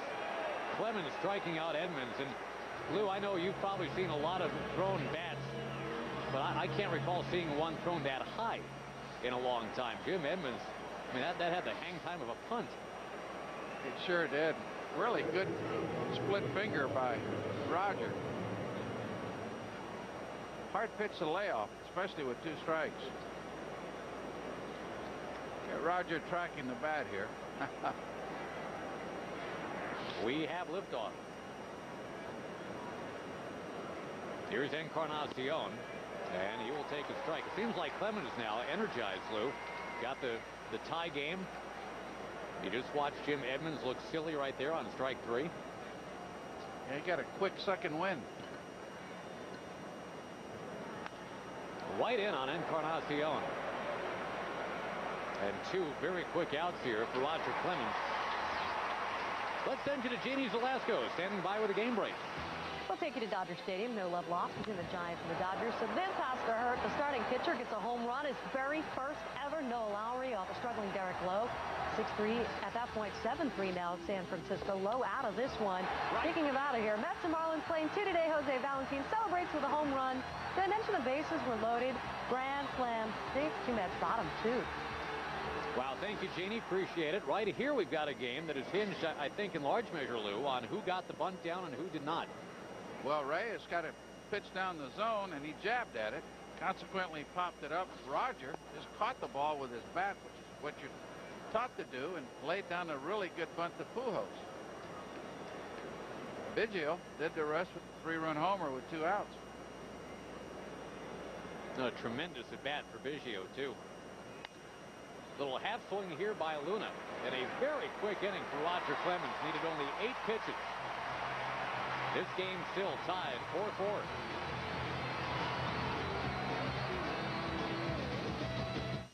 4-4. Let's check out today's Pepsi fan cam from here in Houston. Everybody wants to be the Rocket, Lou Piniella. They're here to see him. They're here to wear him.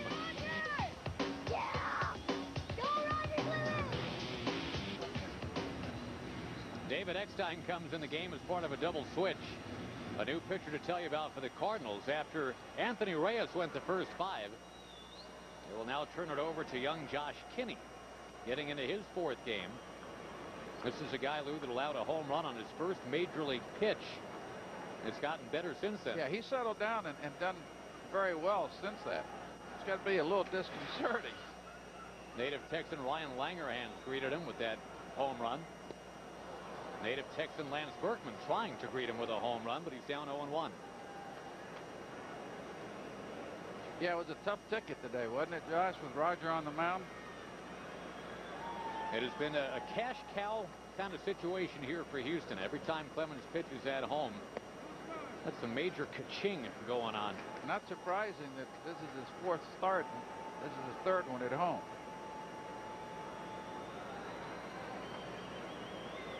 Now they tweaked the rotation a little bit. About a week and a half ago, he could have gone the last game up in Arlington, give the Rangers a sellout, or the first game here against the Cubs, give the home team a sellout. Berkman down the line will be robbed by Pujols. Kinney scampers over, and they got him. That's twice now that Pujols has made an excellent play on Berkman.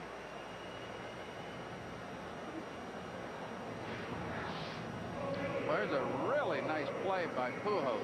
He goes, ranges far to his left, right down the line. Diving play. You got to play both defense and offense.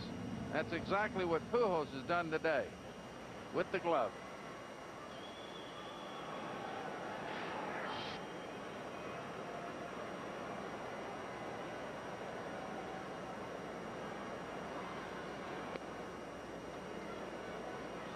Albert Pujols, we talked about his desire to keep improving, Lou, even though he's probably already the best all-around player in the game right now. He was told he'd be the everyday first baseman a couple of years ago. And he worked diligently with infield coach Jose Oquendo, so he could be a Gold Glove first baseman. Yeah, he's really improved over there at first base with his footwork. Fielding ground balls. And Oquendo. Well, you know, and Oquendo told him, if you're a Gold Glove first baseman, you can help the other guys in the infield win Gold Gloves too. Make that pick in the dirt, save them some errors. Oquendo was a slick fielding little infielder. Oh, Wilson almost toppled out of the box. Down he goes. He's the right guy to teach. So with 2 out in the inning, another update standing by. Jeannie Velasco back at the studio. A little deja vu. Last we spoke, Jose Valenzuela cleared them all with a grand slam. Bases loaded again in the bottom of the 2nd for Jose. Are you kidding me? He's on his horse. He would have to settle for the triple, but so far so good. 7 RBI. It is 9-2 Mets top 3. Boy, break up the Mets. The Atlanta Braves run of 14 consecutive division titles may have ended right here last October, Lou, when Chris Burke hit that 18th inning home run. The Braves were out, and now they're down and out. So they were due. 14 years on top. That's enough, says the rest of that division. What a run. It's amazing. You wouldn't expect that.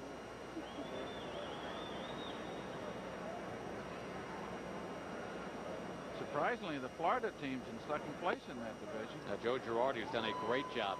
Yes, he has. They've got some good arms over there. And they've got some good young players on the field. 3rd baseman, shortstop, 2nd base, 1st baseman. Burke, a little bloop and a base hit.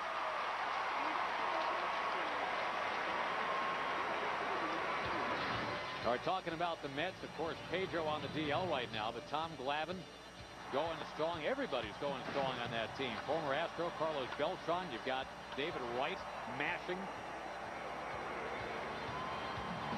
But the only thing that they need is probably another starting pitcher. Their offense is a little bit more American League style. Jose Lima not the answer? Well, he's 0-4 now and apparently out of the plans. At the feet of Everett here, 1-0. Boy, but talking about Reyes, what an exciting young player he is. Kid Wright at 3rd base. We were talking about the Marlins a second ago, though, with Cabrera and Ramirez and Ugla. Dan Ugla's a heck of a find. Rip and a miss by Everett here, 1-1. Miami scouts doing a darn good job of recommending talent for that organization.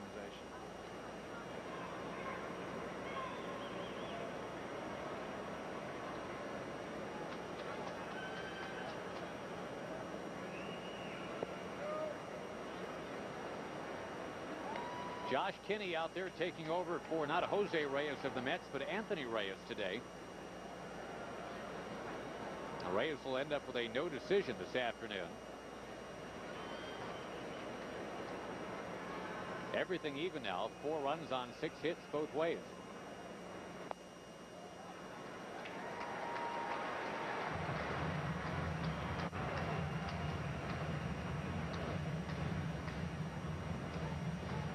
Josh Kinney, a guy with some deep St. Louis roots, an alumnus of nearby Quincy College, a former River City Rascal, the independent minor league team in suburban St. Louis. And he has just walked Adam Everett. Brad Ausmus coming up.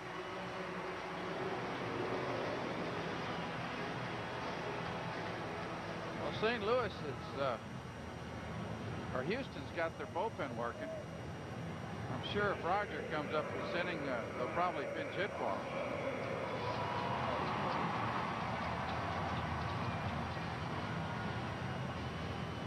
Well, if Ausmus comes through with a base hit right here, then Clemens could be eligible for a win today. But if it's left to Clemens' spot in the order, you're right, he'll probably be lifted. And then even if they go ahead off of that, he would not be the pitcher going forward at that point. So I'm sure that for many reasons, Clemens is rooting for his battery mate right here, Brad Ausmus. Yeah, I think they'll probably, I think Roger went 6 innings. I don't think he'll be back to pitch next inning. That's just my opinion. Either way, no. Orlando Palmeiro's come out on deck.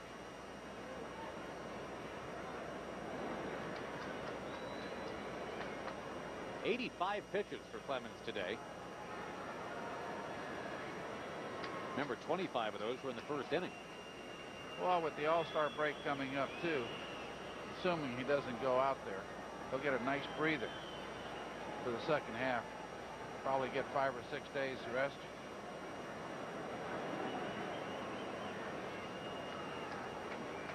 Depending on where Garner wants to use him in the rotation.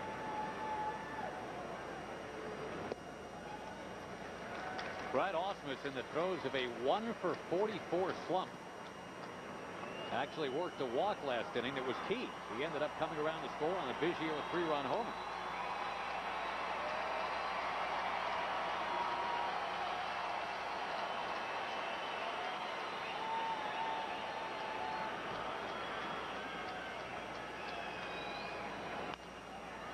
Slowly hit ground ball. Eckstein up with it. 4-4 at the end of 6. We'll be back after a word from your local Fox station.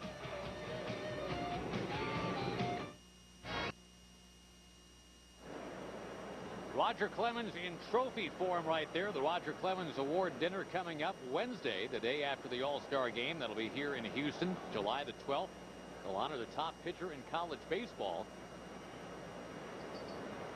Jared Weaver, a winner of that a couple of years ago. His brother Jeff just traded to the St. Louis Cardinals. Well, St. Louis struggling, pitching-wise. Chad Qualls now on the mound for Houston. Little bloop here, and coming on is Berkman, taking care of Gary Bennett. It is indeed Qualls taking over for Clemens. A 4-4 game, so a no decision coming for Roger Clemens today. Yeah, and talking about Berkman, he's made some really, really nice plays, Josh, in this series. Threw out a couple base runners Thursday night. Yesterday went into the stands. And here he gets a really good jump on this blooper by Bennett and robs him of a base hit. First at bat now for David Eckstein today. The little guy takes a strike.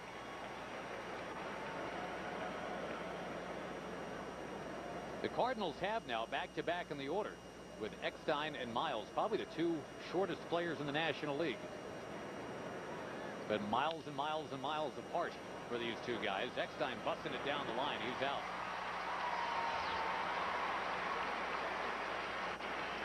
That's Tony La Russa's kind of player. David Eckstein, a guy that gives you everything he's got, every ounce of it. Yeah, Tony told me he really appreciates it.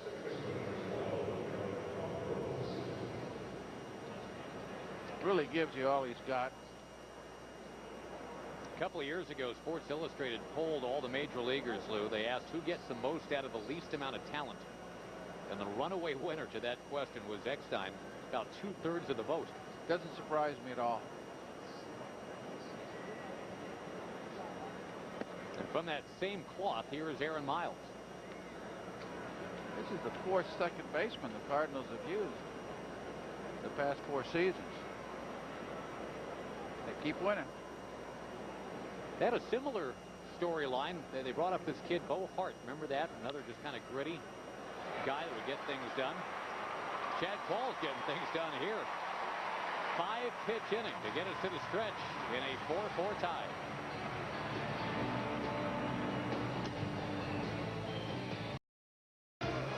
Fox Saturday Baseball sponsored by Flomax, by Holiday Inn, the official hotel of Major League Baseball, and by GMC, engineered to the highest standards, professional grade.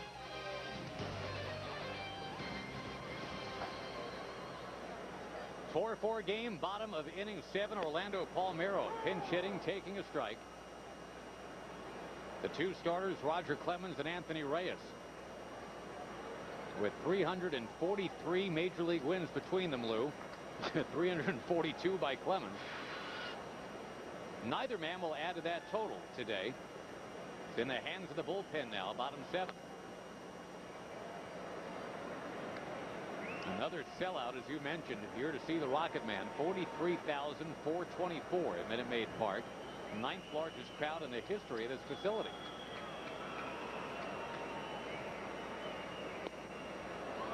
Rip and a miss, 1-2.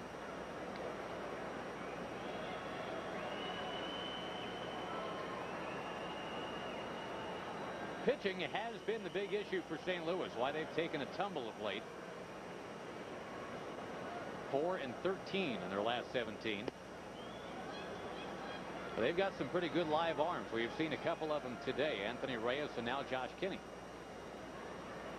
Yeah, Walt Joffrey, the general manager, is hoping that Weaver comes in here from the Angels and helps their starting rotation. As for today's game, the summary brought to you by Flomax. Here's the line on Clemens. Biggio helped him out with that 3-run homer with first base open. 2nd and 3rd, 2 out in the 5th inning. Biggio swatted 1 out. And a 4-4 game here in the 7th. And Reyes didn't pitch all that bad for St. Louis. He only gave up 5 hits. Unfortunately, 4 of them came with 2 strikes. Vigils being the big one. Just couldn't quite put the Houston hitters away.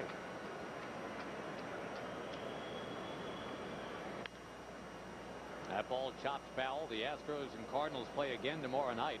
And for any of the players on these teams going to the All-Star game, Lou, that means either a late private jet flight out after a Sunday night game or a first thing in the morning flight out Monday. Bill Garner's got to get there quickly. He's got a lot of schmoozing to do as the manager. I would think the first one makes more sense. Yeah. Option I'm talking about. The private jet. Not our money, though. Chuck Tanner will be invited to be with Phil Garner. And boy, look at the mustache on Gar in '79. Phil Garner was nicknamed Scrap Iron. He played a pivotal role in that '79 World Series championship. He was 12 for 24, you might remember, but I think what went underreported, he also set a World Series record. He turned 9 double plays in that 7-game World Series. And how about those yellow Pittsburgh uniforms? Look like a bunch of taxi cabs out there. Biggio, 1-0. Well, with Palmeiro on first and Biggio up here, Garner's got a few options to put the game in motion via the hit and run.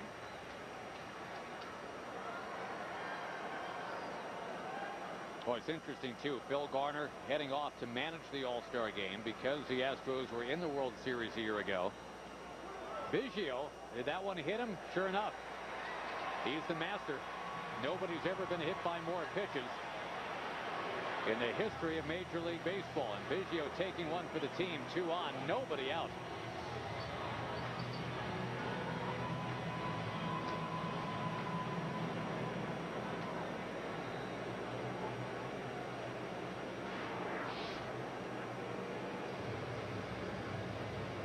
Yeah, there's a fastball that just rides in on Biggio. Just Nixon. They've got the lefty Mike Lamb coming up. And the Cardinals do have a lefty option in the bullpen. Craig Biggio, yeah, he's ridden this ride before. 279 times hit by a pitch. The last one didn't even leave a mark. 4-4 game. We'll be right back.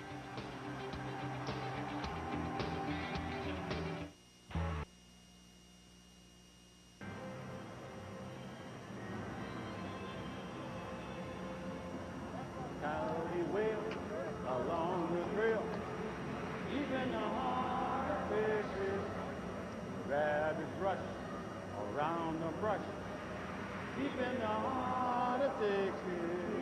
That's a little known second verse of that tune. Way to go, Cecil Cooper. 2 on, nobody out. A 4-4 tie here in Houston. Mike Lamb is up there looking to bunt, and the new pitcher is Randy Flores, missing outside. Yeah, I was a little surprised to see Scott Rowland, the third baseman, playing back. The bunt's in order here. Left-hand pitcher, left-hand hitter, no outs, tie ball game. A walk and a hit batsman. That's the rally so far. And there's a foul bunt by Lamb.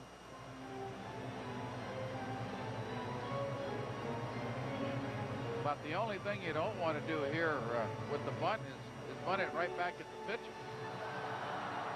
In large measure, a big reason the Astros are tied with the Cardinals in the first place right now, Lou. We mentioned it earlier. The ability of Roger Clemens to get a bunt down, and the inability of the St. Louis starter Anthony Reyes to get the same thing done.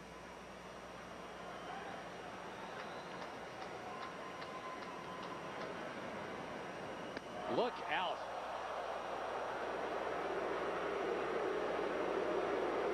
Randy Flores, briefly teammates with Mike Lamb in Texas a few years ago.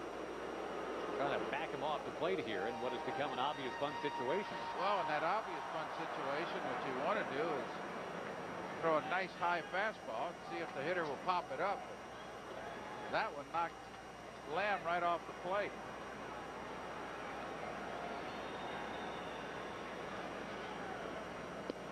No sign of the bunt. He takes instead. It's 2-2.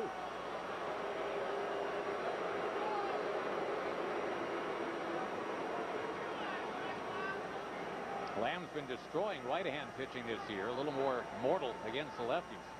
273 really isn't bad, but he has struggled, like we talked about early in the ball game, with men in scoring position.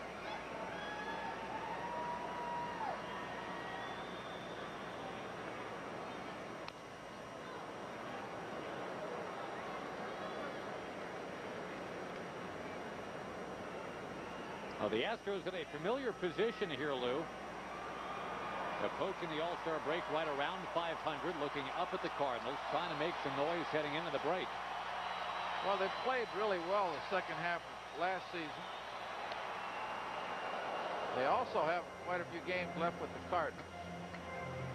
It's interesting, too, Phil Garner getting perspective on it. Garner, we mentioned, is heading off to manage the National League All-Stars at this All-Star break.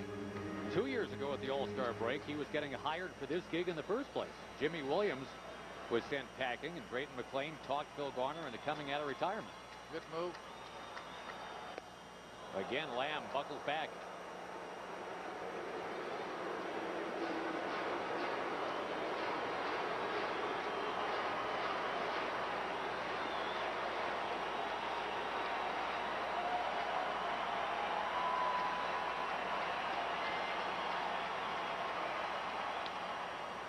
We will see a 10th pitch of this at bat. It started out looking like an obvious bunt situation, and perhaps a one-pitch at bat if Lamb gets the bunt down.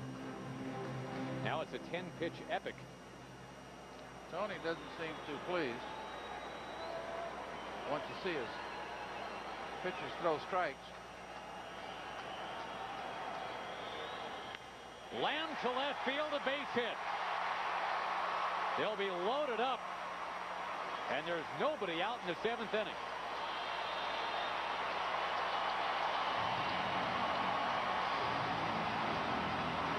I don't know what it is about Lamb and getting on national television.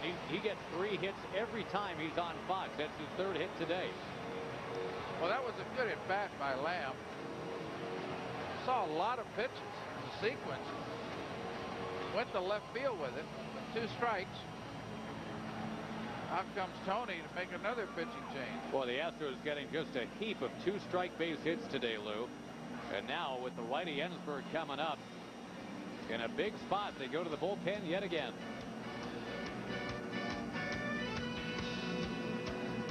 Here's in a tie game in the 7th inning, Willie Taveras is now pinch running at 3rd. A fly ball of any depth, they'll be sending him in. Wainwright pitching. Ensberg swinging. That is a fly ball, but a very little depth. Shallow right and 1 out. The infield fly rule was in effect, even though the ball carried to the grass. And the fans are starting to get on Ensberg now, Lou. His batting average is back under 240. Yeah, he's struggling. Got a little over inches there, although it was a good pitch to hit. A good fastball out over the plate. He popped it up. Now 0 for 5 lifetime against Adam Wainwright. In fact, that was a really good pitch to hit. Wainwright's got to take on the National League RBI leader now, Lance Berkman. He is a ground ball away, is Wainwright, from getting out of the inning. The 1 bad pitch. It could be 8-4 Houston.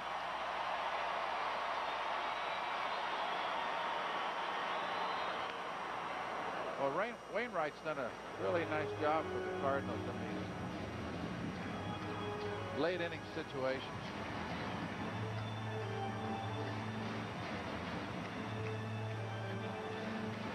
In so many ways, Lou, it's been about the absence of pitching for the Cardinals.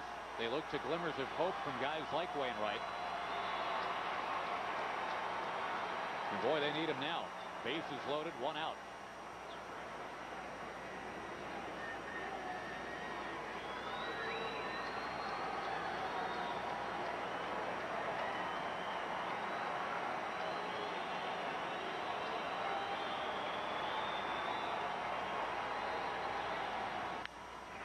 Heading into center, base hit, Berkman. That'll chase in 2, and it's 6-4.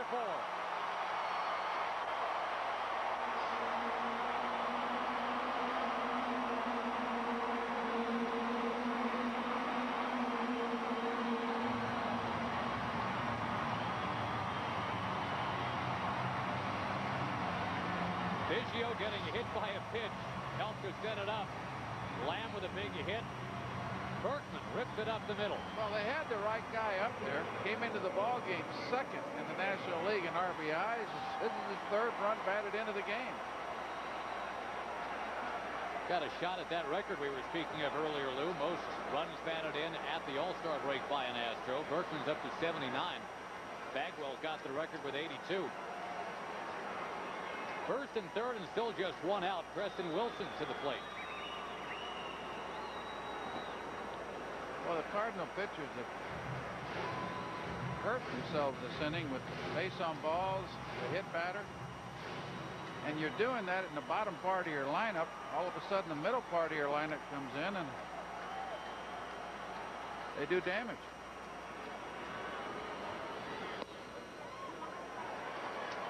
Yep, from the number 9 spot in the order, Palmeiro works his way on, pinch hitting. Biggio getting on base for a 4th time today, Lou.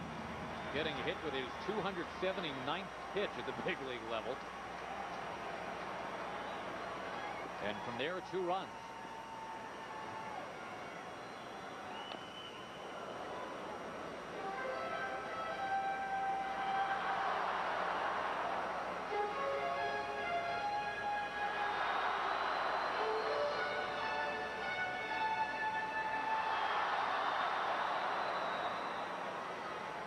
Berkman with 3 runs batted in today, as the Astros have scored the last 5 runs of this game.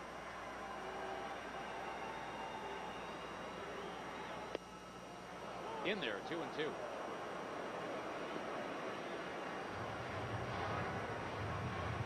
Wainwright had thrown Wilson a few breaking balls. Wilson must have been sitting on one. That fastball looked very appetizing to swing there.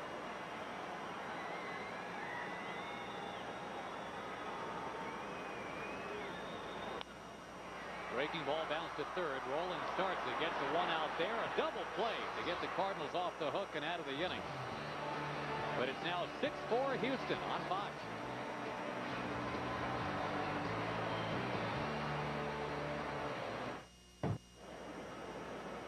Willie Tavera stays in the game in center field. Chris Burke now will move in to play second base for the Houston Astros, who lead the Cardinals 6-4 heading to the 8th. Dan Wheeler takes over on the mound. The opening act for him is John Rodriguez, who will punch one out at play. You've got Pujols on deck, Lou. And Dan Wheeler, I'm sure, wants to make sure that Rodriguez doesn't reach. Otherwise, Pujols and or Roland would bat as the tying men in this inning. Well, Wheeler's got the meat of the St. Louis lineup that he's facing here. That's a big first out right there. Burke to Lamb. Wheeler has always been tough on righties, which is a good thing to have in the NL Central with the Pujolses and the Rollins, the Derek Lees, the Carlos Lees. You're going to face those guys a lot.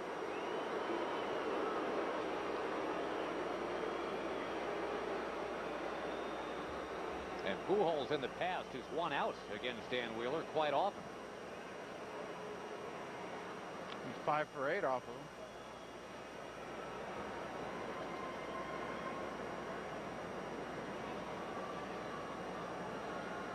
One for 3 today is Mr. Pujols.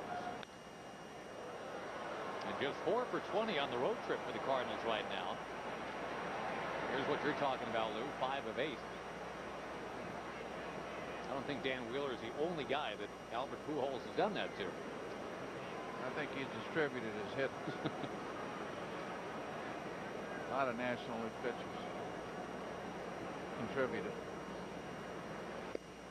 We talked about his professionalism earlier, Lou, the power, the grace. I think consistency is another word you got to throw in there, too. His regular season at bat totals, you notice this, 2001 through 2005, almost exactly the same every year. 590, 590, 591, 592, 591. He's in there every day. He's on a DL this year. Yeah, missed 3 weeks, and the Cardinals, you know, it's funny, they have not exactly caught fire since he's come back. You thought they would. Busted bat. And Pujols is out.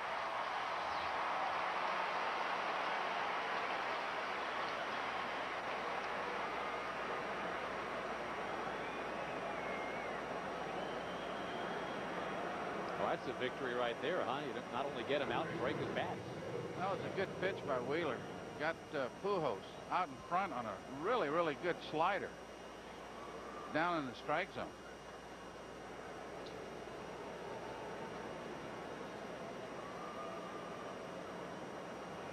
Well, the Houston bullpen has been solid so far. Of course, they're trying to get it to Brad Lidge to close it out. Roger Clemens started today. Had a rocky first inning, Lou, through 25 pitches. But the runs he allowed in that first inning were unearned. They gave up a couple of legit runs in the 4th. And then settled down from there. You see Miller, the lefty, warming up with Lidge. All in all, it was a very solid performance by Roger. Didn't get the strikeouts. Like you mentioned, he could have gotten out of that first inning with no damage. Now, he retired the last 8 Cardinals that he faced. And actually right now, Houston working on a string of 13 Cardinals in a row set down.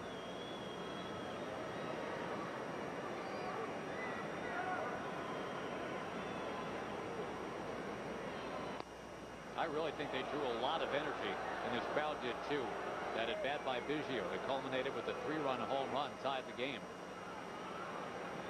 Well, it got the crowd right back into it. And then Roger had that really easy 6th inning.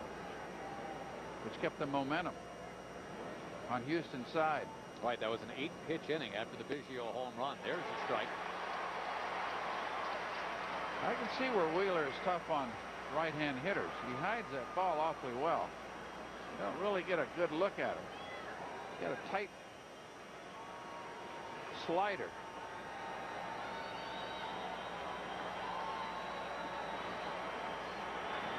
And he strikes out Roland.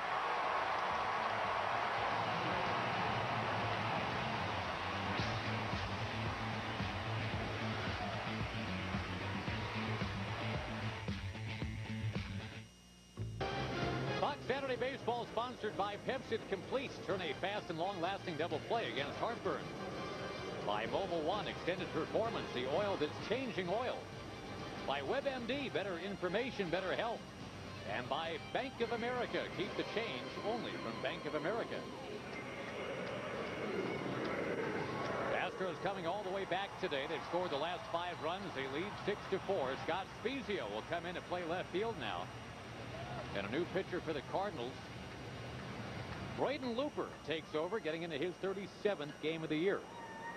Looper's got a good fastball. They brought him over to be the setup guy to Isringhausen. Isringhausen not getting a lot of work lately. The Cardinals, as we mentioned, they have slumped. That's allowed the rest of the NL Central to play a little catch-up. The Astros have taken advantage. Here's Chris Burke, and he'll shoot one foul. Well, when you're not winning with consistency, your closer isn't going to get all that much work. Sometimes the manager really has to pay attention to that situation, make sure he stays sharp. I'm talking about the closer. If the Astros do hang on and win it, Lou, they'd be back to within 3 of the Cardinals in the NL Central. The Reds would have a chance to get back to within 1 if they win tonight in Atlanta. And Milwaukee hanging in there. It's a good race. Boy, all around baseball, I think that's the common denominator, except for the National League East, where the Mets are making a mockery of it right now. AL West, you've got every team within 4 games of each other. NL West, you've got 4 teams within 2.5 of each other. And then we're talking about the NL Central. You've got 4 teams within possibly 3 or 3.5 of each other if this game holds up the way it is. A lot of parity in baseball. Makes it for interesting second halves.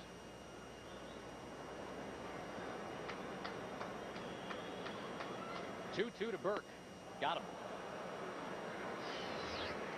Adam Everett will come up next in time for the Holiday Inn Look Again, a play of the game, Lou, brought to you by Holiday Inn, the official hotel for Major League Baseball. Lance Berkman of recent vintage right there. It got just beyond the glove of the pitcher and on into center field. That's what made it a 6-4 game. Well, Houston's had the right people up, right hitters up at the right time. Biggio, 2 outs. Berkman with the bases loaded. Both delivered. Be interesting the second half, which teams are the buyers and which team are the sellers. Yeah, not a lot of sellers that you can look at right now, just because, again, with the advent of the wild card, just about everybody feels like they're in it right now. I mean, National League sellers would be the Cubs and the Pirates. And maybe a team like Washington or Atlanta, but right now, Washington and Atlanta, bad as they're going, they're about 7 or 7.5 out for the wild card. They're in striking distance. That's for sure. One good hot streak here, or one good hot streak there changes things very quickly. Well, you mentioned Looper's stuff is pretty good. I think the Astros are believing that. 2 down. Yeah, he's pounding that fastball right in the strike zone. Good sinking motion with that one.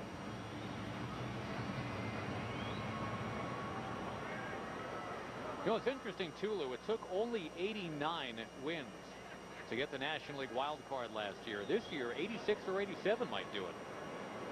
You know, I mean, unless somebody like you say catches fire and ends up winning 90 or 92, 94.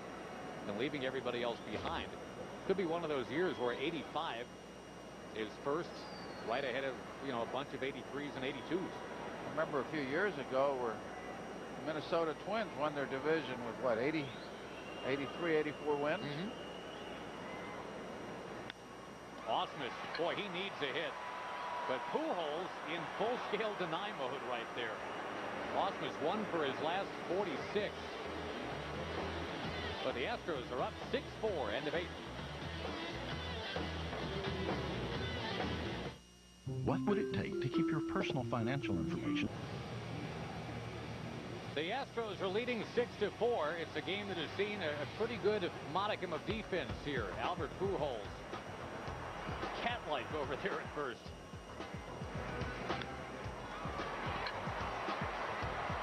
Well, you know, when you're 1 for 44, you're not going to be able to find a hole with that ball, and Pujols sort of robbed Ausmus. Brad Lidge is on. Jim Edmonds is up there. Strike one, the closer, who had a rocky start to this year, Lou, but now things seem to be getting better. Yeah, he's settling down, pitching much better. And the Astros really need a good second half from Lidge.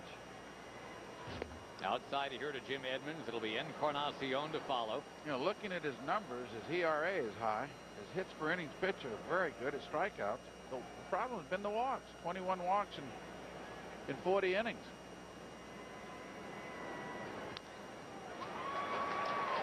No problem getting ahead here.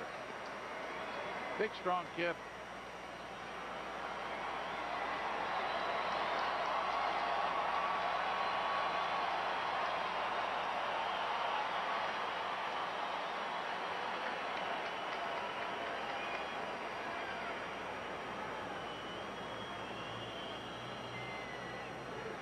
Got him.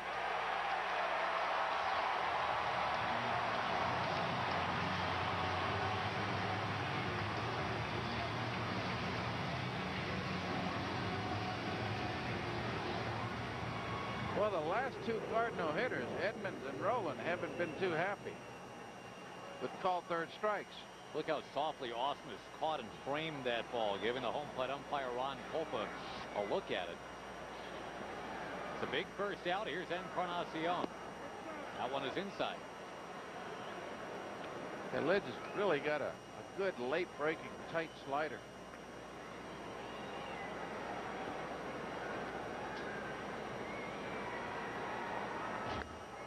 Got a pretty good fastball too, huh? 96. 96 miles an hour. Of course, Lidge had a couple of postseason failures last year, most notably that gargantuan home run that Albert Pujols hit here to win Game 5 of the NLCS.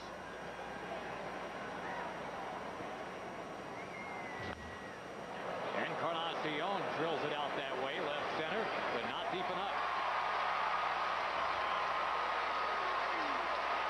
One ball that did get out to left, Lou, is off the bat of Craig Biggio. He's our Chevrolet player of the game. In recognition of his outstanding play, Chevy makes a $1,000 contribution to the Boys and Girls Clubs of America.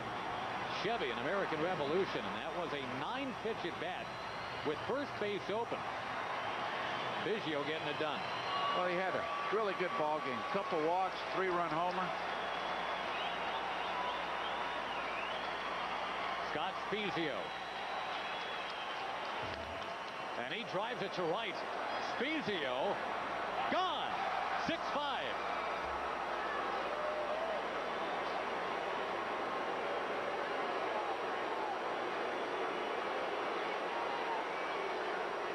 So it's not done quite yet.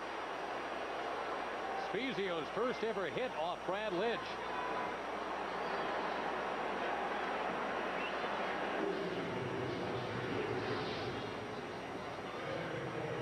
Fastball out over the plate. Biggio really, or Spezio, I'm sorry, really extended well on that pitch. 16 straight had been retired by Houston pitching, Lou. Now the Cardinals will send number 16 up to the plate. Pinch hitting is Chris Duncan. Dave Duncan's son. Big left-hand batter. Cardinals like him. I think he's going to develop into a good power hitter.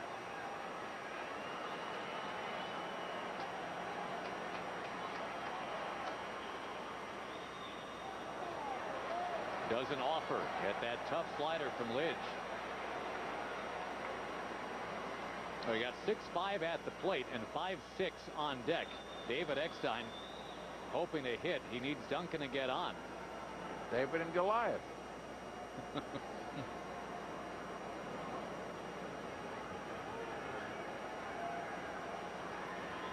They've been calling Brad Lidge lights out Lidge for a couple of years.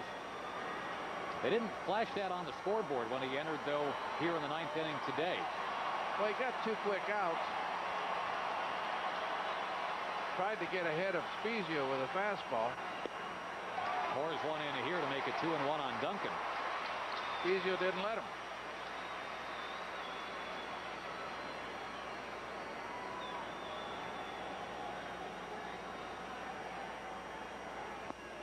Two and two. There's that late breaking slider that we're talking about.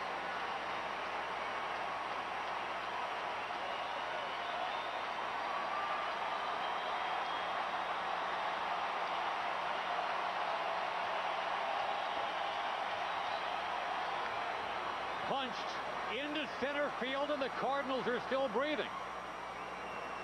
Down to their last strike, Duncan deposits it into center field. And the little engine that could will come up here for the St. Louis Cardinals, Lou. David Eckstein.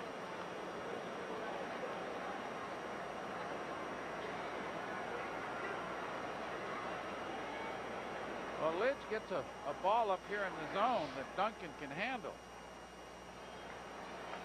He strokes it into center field.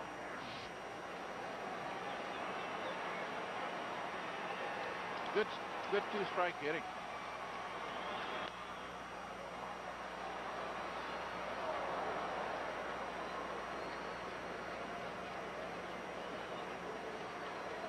Lidge hops ahead 0-1.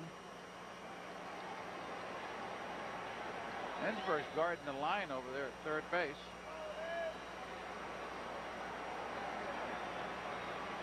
Preston Wilson plenty deep in left field here. Got the heels almost on the warning track out there as the count now goes to 1-1 on Eckstein. Well, they're playing their outfield deep, making 2 hits beat them.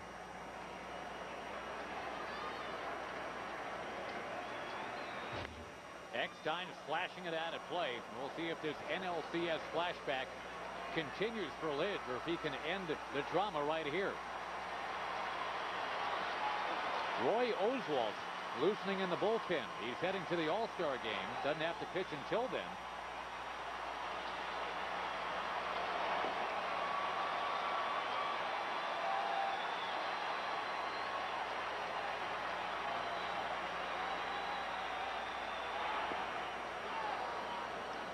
One thing about Eckstein, Lou, and I know you know this all too well because your Devil Rays were up against the Angels the last several years. He is a very tough guy to strike out. He makes terrific contact. He puts the ball in play. And his first at bat at baseball games this year, he hasn't hit well, but the rest of the ball game, he's hitting well over 300. So Cardinals need for him to get on base, obviously.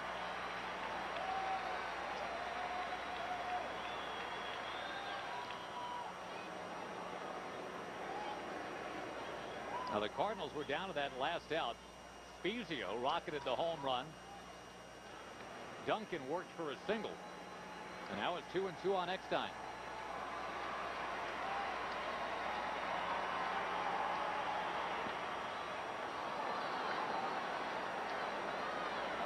It's an at-bat reminiscent of the one that Craig Biggio had for the Astros in the 5th inning, Lou. Work the count. Yep. 3-2. Runner will be going.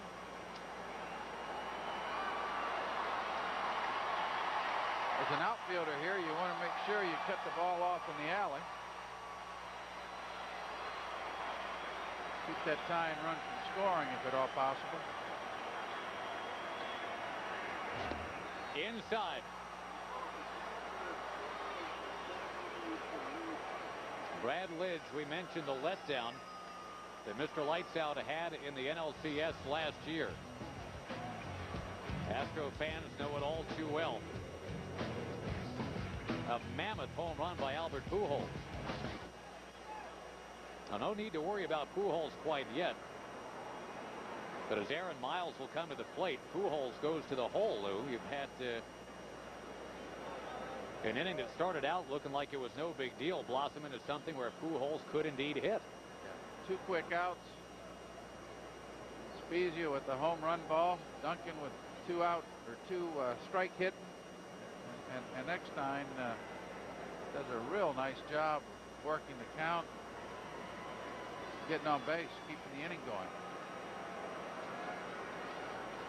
Now remember, Astros pitching had retired 16 Cardinals in a row, but then the Spezio homer, the Duncan base hit, and now the walk by Eckstein.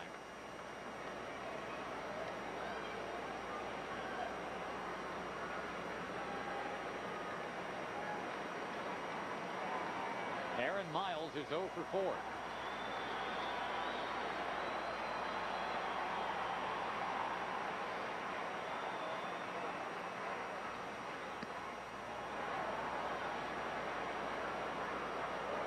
Blitz to me is starting to aim the ball a little bit. Pitcher's spot would be next. You've got So Taguchi on deck.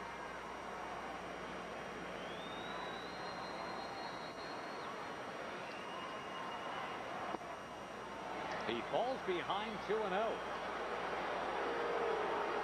Boy, these fans who are up and cheering wildly just a little while ago, there's a real sense of angst right now. Everybody's standing. And they're not very pleased.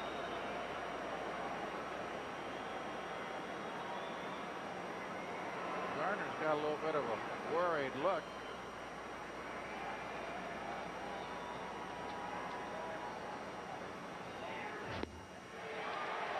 $11 and 11 strikes now from Lidge. So that's been his problem. When the inning started, we talked about the fact that 21 walks and 40 innings is a lot for a closer. You put base runners on, invariably they score.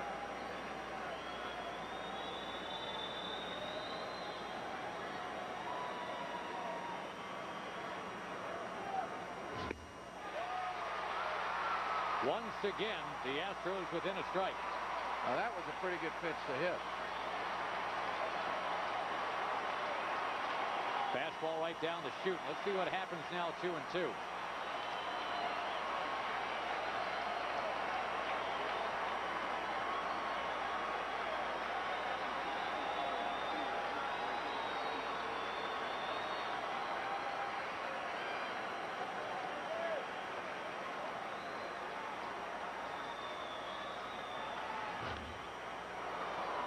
Again, one thing you can say about these smaller St. Louis hitters, and even some of the big ones, they do make contact. Make contact, put the ball in play.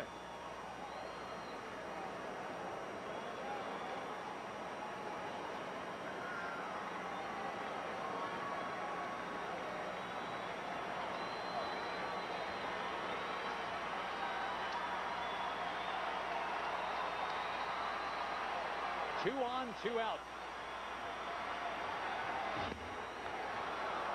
We will see a 7th 2-out, 2-strike pitch coming in this inning from Brad Lidge.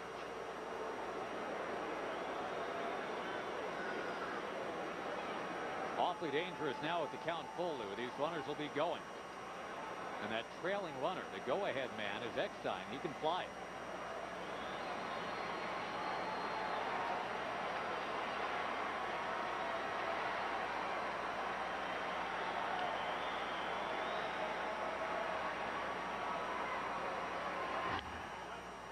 Do it again.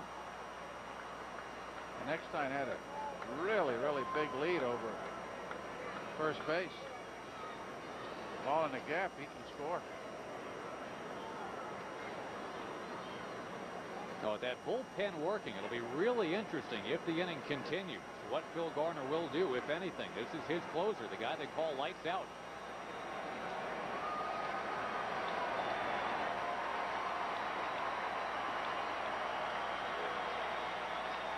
On 3-2. Right field base hit. And some bad deja vu for Brad Lidge. The Cardinals have spoiled him again.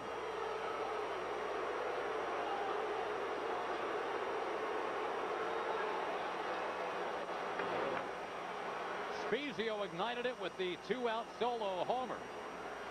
Duncan the pinch single. Eckstein the walk, and Miles hanging in there, driving it over the leaping second baseman Burke. Break the ball up in the count with 2 strikes.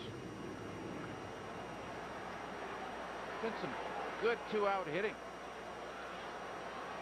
Good 2-strike hitting in this game. Pujols moves on deck. So Taguchi will come up and bat right now, and at least 4 now. It is Lidge it'll face him.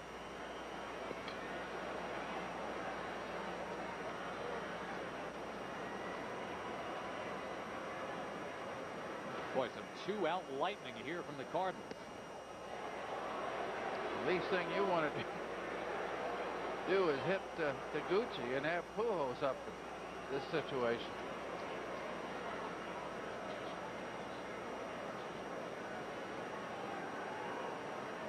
And again, the really fascinating part, Lou, would be whether or not Phil Garner would make the move to go get Oswalt. If it comes to that. It will not come to that.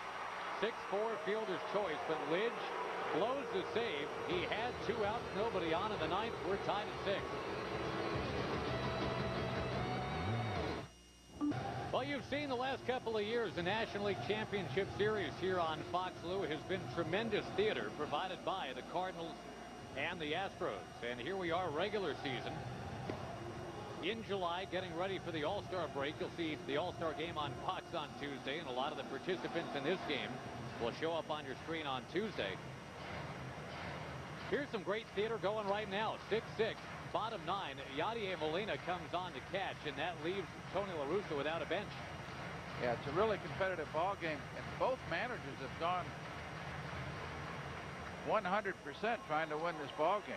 Used all their bench, used their players. Quite a rally for the Cardinals off of Brad Lidge in the 9th inning. Willie Taveras will take strike 1. Jason Isringhausen, he's the closer. He's on trying to keep it tied. Well, that's what your closer's for. Tie ball game. It's not a safe situation, but it really is. Isringhausen gets ahead here 0-2. You want to keep Taveras off the bases. He represents most of Houston's speed.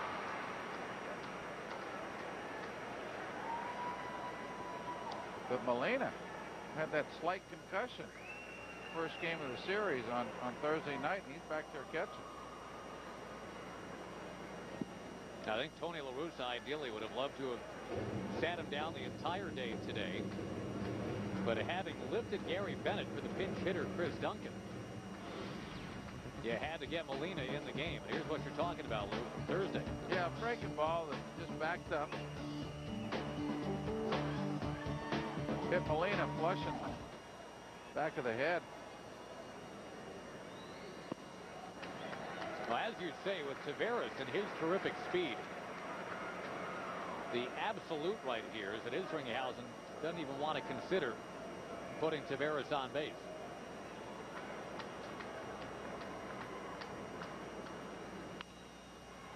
Chopped over to third for the Gold Glover, Scott Rowland.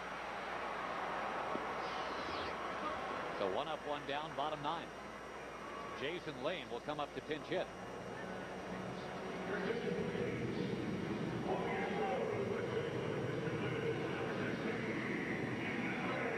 This is the top of the order. This is where Biggio was. But he was taken out in the 8th inning. A little mixing and matching defensively going on.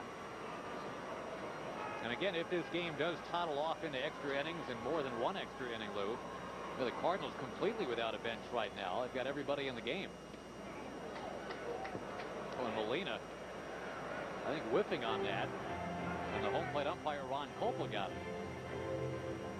Well, the Cardinals probably have a couple hitters, Josh, pitchers-wise, that swing the bat. Jason Marquis, for one, started last night's ball game.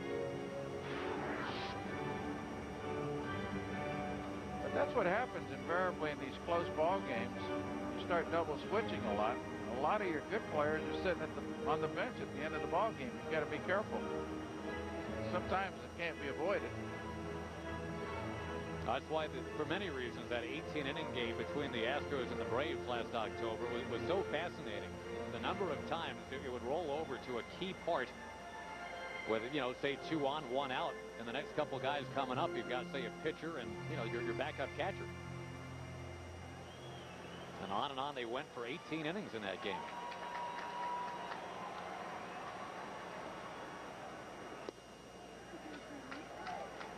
Chris Burke ended that piece of drama in the 18th inning. And he's got the lead sentence on his tombstone now. No matter what he does the rest of his life, it's "Here lies Chris Burke." He hit that 18th inning home run against the Braves.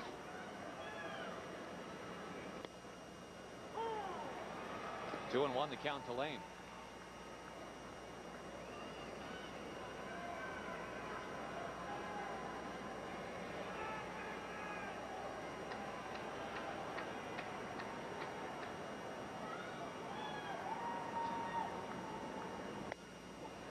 Late swing.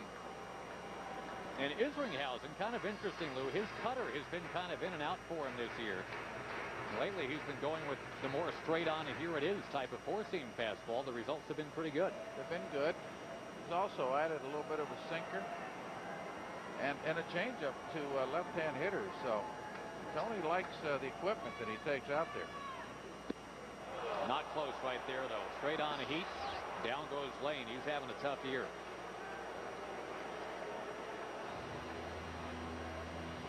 Boy, what a turn in this game, huh? The Astros went ahead on the big base hit by Berkman in the 7th inning. But maybe a key, Preston Wilson up right after that. First and third, 1 out. He bangs into the double play. And the Cardinals hang in there at 6-4. They go to work on Lidge in the 9th. Now the Cardinals have all the momentum here. Well, those tack-on runs are important, obviously, but we're going to have when your closer's in the ball game with 2 outs, you should hold on to it. Lidge did not, and we've got extra innings.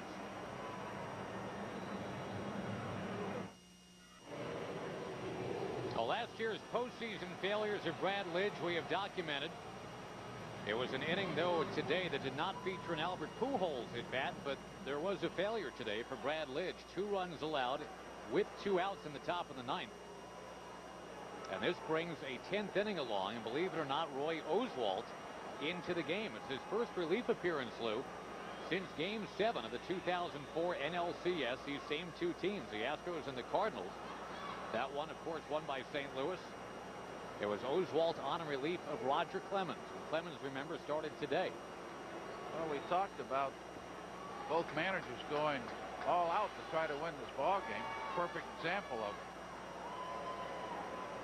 A sight we didn't figure on seeing today. Oswalt facing Pujols and immediately brushing him back. Hello. Nice 95-mile-an-hour fastball.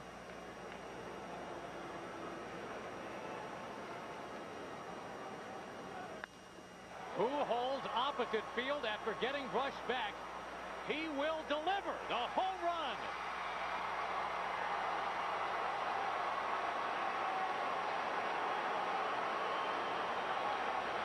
And add yet another descriptive word. We've been heaping them on Pujols all day. How about guts? Chin music to start him. And then the very next pitch, he takes it out. Yeah, you don't want to wake up good hitters. Got a little chin music. Gets the fastball out over the plate and goes right over the right center field wall. Remarkable. Rowland bangs it up the middle. Houston had retired 16 in a row. But now 6 of the last 7 Cardinals have reached. And here's how it all came down in the 10th, Lou. The knockdown first. A pitch that wakes Pujols up a little bit. And now the second pitch is a fastball out over the plate. Well, that's what great hitters do. See, Berkman here gets to the wall, but he can't get to the ball. I'll tell you, though, Pujols is impressive. I mean, we can talk about it all we want. But, he's done that over and over his career. See why.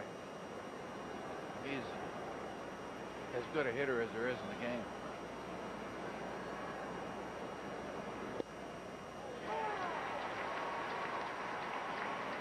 Two strikes here on Edmonds. Boy, and again, these fans, I think you're just kind of a collective shaking of the head right now, Lou. Yeah, it's a game that was well within their grasp. Still not over. Pujols was the one guy that didn't bat in the 9th inning, and I think the fans had to feel relieved about that. But then he's the first guy to come up in the 10th inning, and out he goes.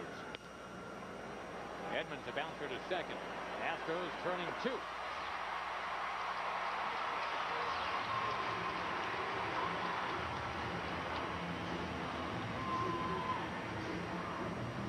Oswalt with some ridiculously tough luck is a starter lately.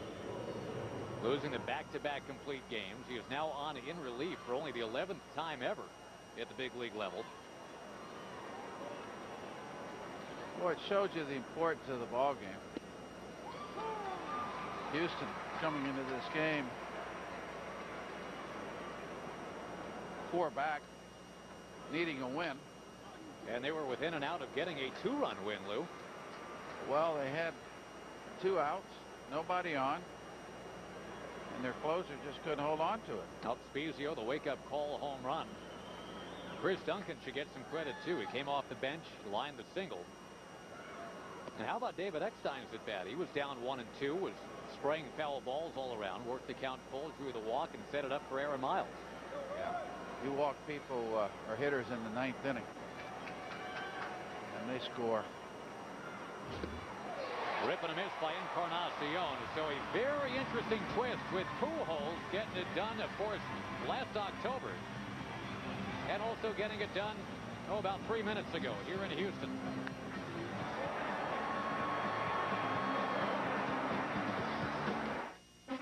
The 10th inning, and a strike poured in from Jason Isringhausen to Morgan Ensberg. The Cardinals rallying with 2 in the 9th, then getting the Pujols homer in the 10th, his 29th home run of the year already. Now the meat of the order for Houston. Ensberg, a little dribbler foul. And the leadoff man in the inning is down 0-2. It's been a curious turn here, Lou. The little guys for St. Louis, the 5'6" Eckstein. The 5'8" Aaron Miles. They had the big walk and the big 2-strike 2-out hit to tie it in the 9th, and then the big guy, the big strapping first baseman, Mr. Pujols, with the home run to make it 7-6. Well, the 2 little guys did what they're supposed to do, and the big guy did what he was supposed to do. And Phil watched it happen. None too happy. Let's see if the Astros can mount a challenge here with their meat of the lineup. The Cardinals, Lou, were down to their last strike on 8 different pitches in that 9th inning. They tied it, and then again the curious thing, the interesting thing in the 10th inning, the very first pitch from Roy Oswalt was a purpose pitch right in there at Albert Pujols. The very next pitch, Pujols homered.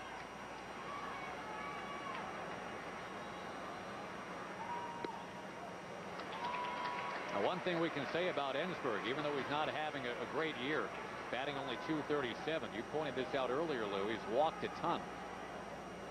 He's got a good eye, and he's got some power. He can hit the ball out of the ballpark.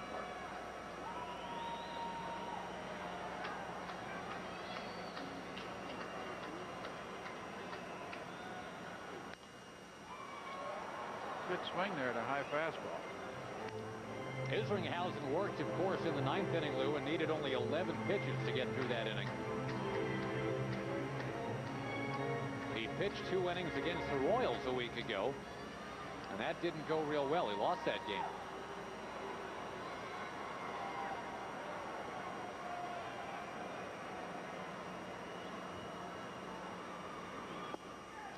from 0-2 to 3-2. And what we're talking about with Ensberg, even though he's not been driving in runs, he's been getting on base.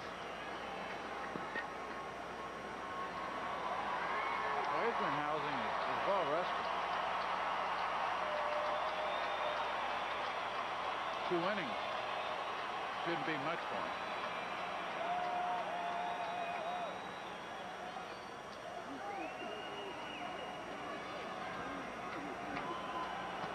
Pujols up to 29 to lead the league. Ensberg to right. And there's the first out in the bottom of the 10th inning. Let's go to Jeannie Velasco right now. She's got a game break. From Dodger Stadium, where the Giants are blowing it open, courtesy Steve Finley. This would be good enough for a triple for Mr. Finley, patting his stats. But more importantly, 2 runs would score. Ray Durham, Pedro Feliz, come on down. It is 11-7 Giants, bottom 9.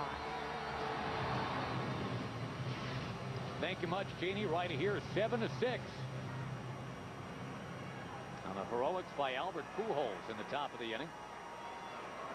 Well, let's see what Houston's big guy can do here. He's trying to knot it up right there. Yeah, his last time out, he had a key two-out single up the middle.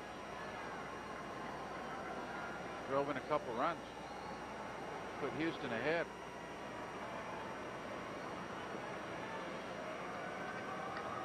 Now, the White Sox and the Astros last year played a very interesting 7-6 game. That was game 2 of the World Series. A Scott Podsednik home run, the difference maker. But maybe the guy who's the polar opposite of Scott Podsednik has made it 7-6. Albert Pujols not known for the wheels. He's known for the home run bat.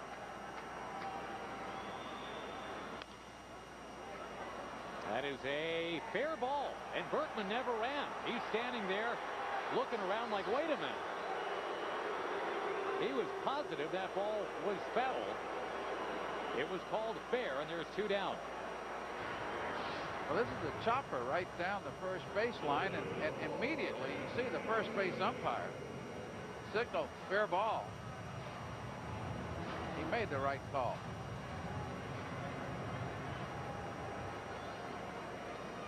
Where it crosses the bag, not where it ends up, right?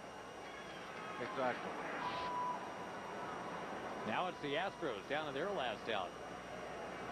And a stunning reversal of fortune here this afternoon.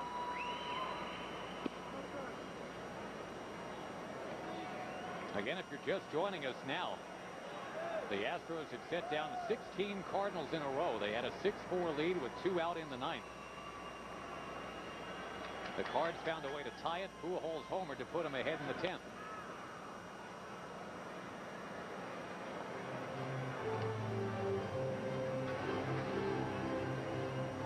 Now just another interesting regular season chapter now, I guess, Lou, and what's become a tremendous rivalry between the Cardinals and this Houston team.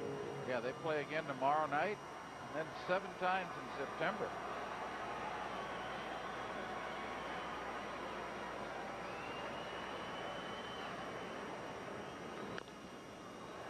High chopper. Isringhausen's got it. Fires to end the game. If the Cardinals get back on track, Lou, and end up winning the NL Central, they might look back to Saturday, July 8th and what they did here today. Yeah, really good win for St. Louis today, coming from behind, and really a tough loss for the Astros. They had that game well within their reach and let it get away from them there in the 9th inning. Lidge cannot hold it, and Oswalt allows the home run to Pujols. You've got the All-Star game set. The 77th Major League Baseball All-Star game from the Steel City of Pittsburgh. Coverage beginning at 8 Eastern, 7 Central. You will see it on Fox on Tuesday. Promotional consideration paid for by the following.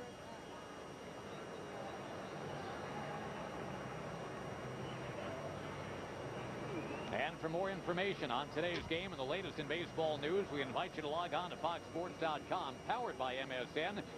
What a finish here in Houston. The Cardinals come back and win it in 10 by the final of 7-6. For Lou Piniella, this is Josh Lewin saying so long from Houston. The Cardinals end up with a 5-game lead on Houston now. It looks like the Astros might have been cutting it down to 3. It didn't happen. This has been a presentation of Fox Sports, your home for Major League Baseball.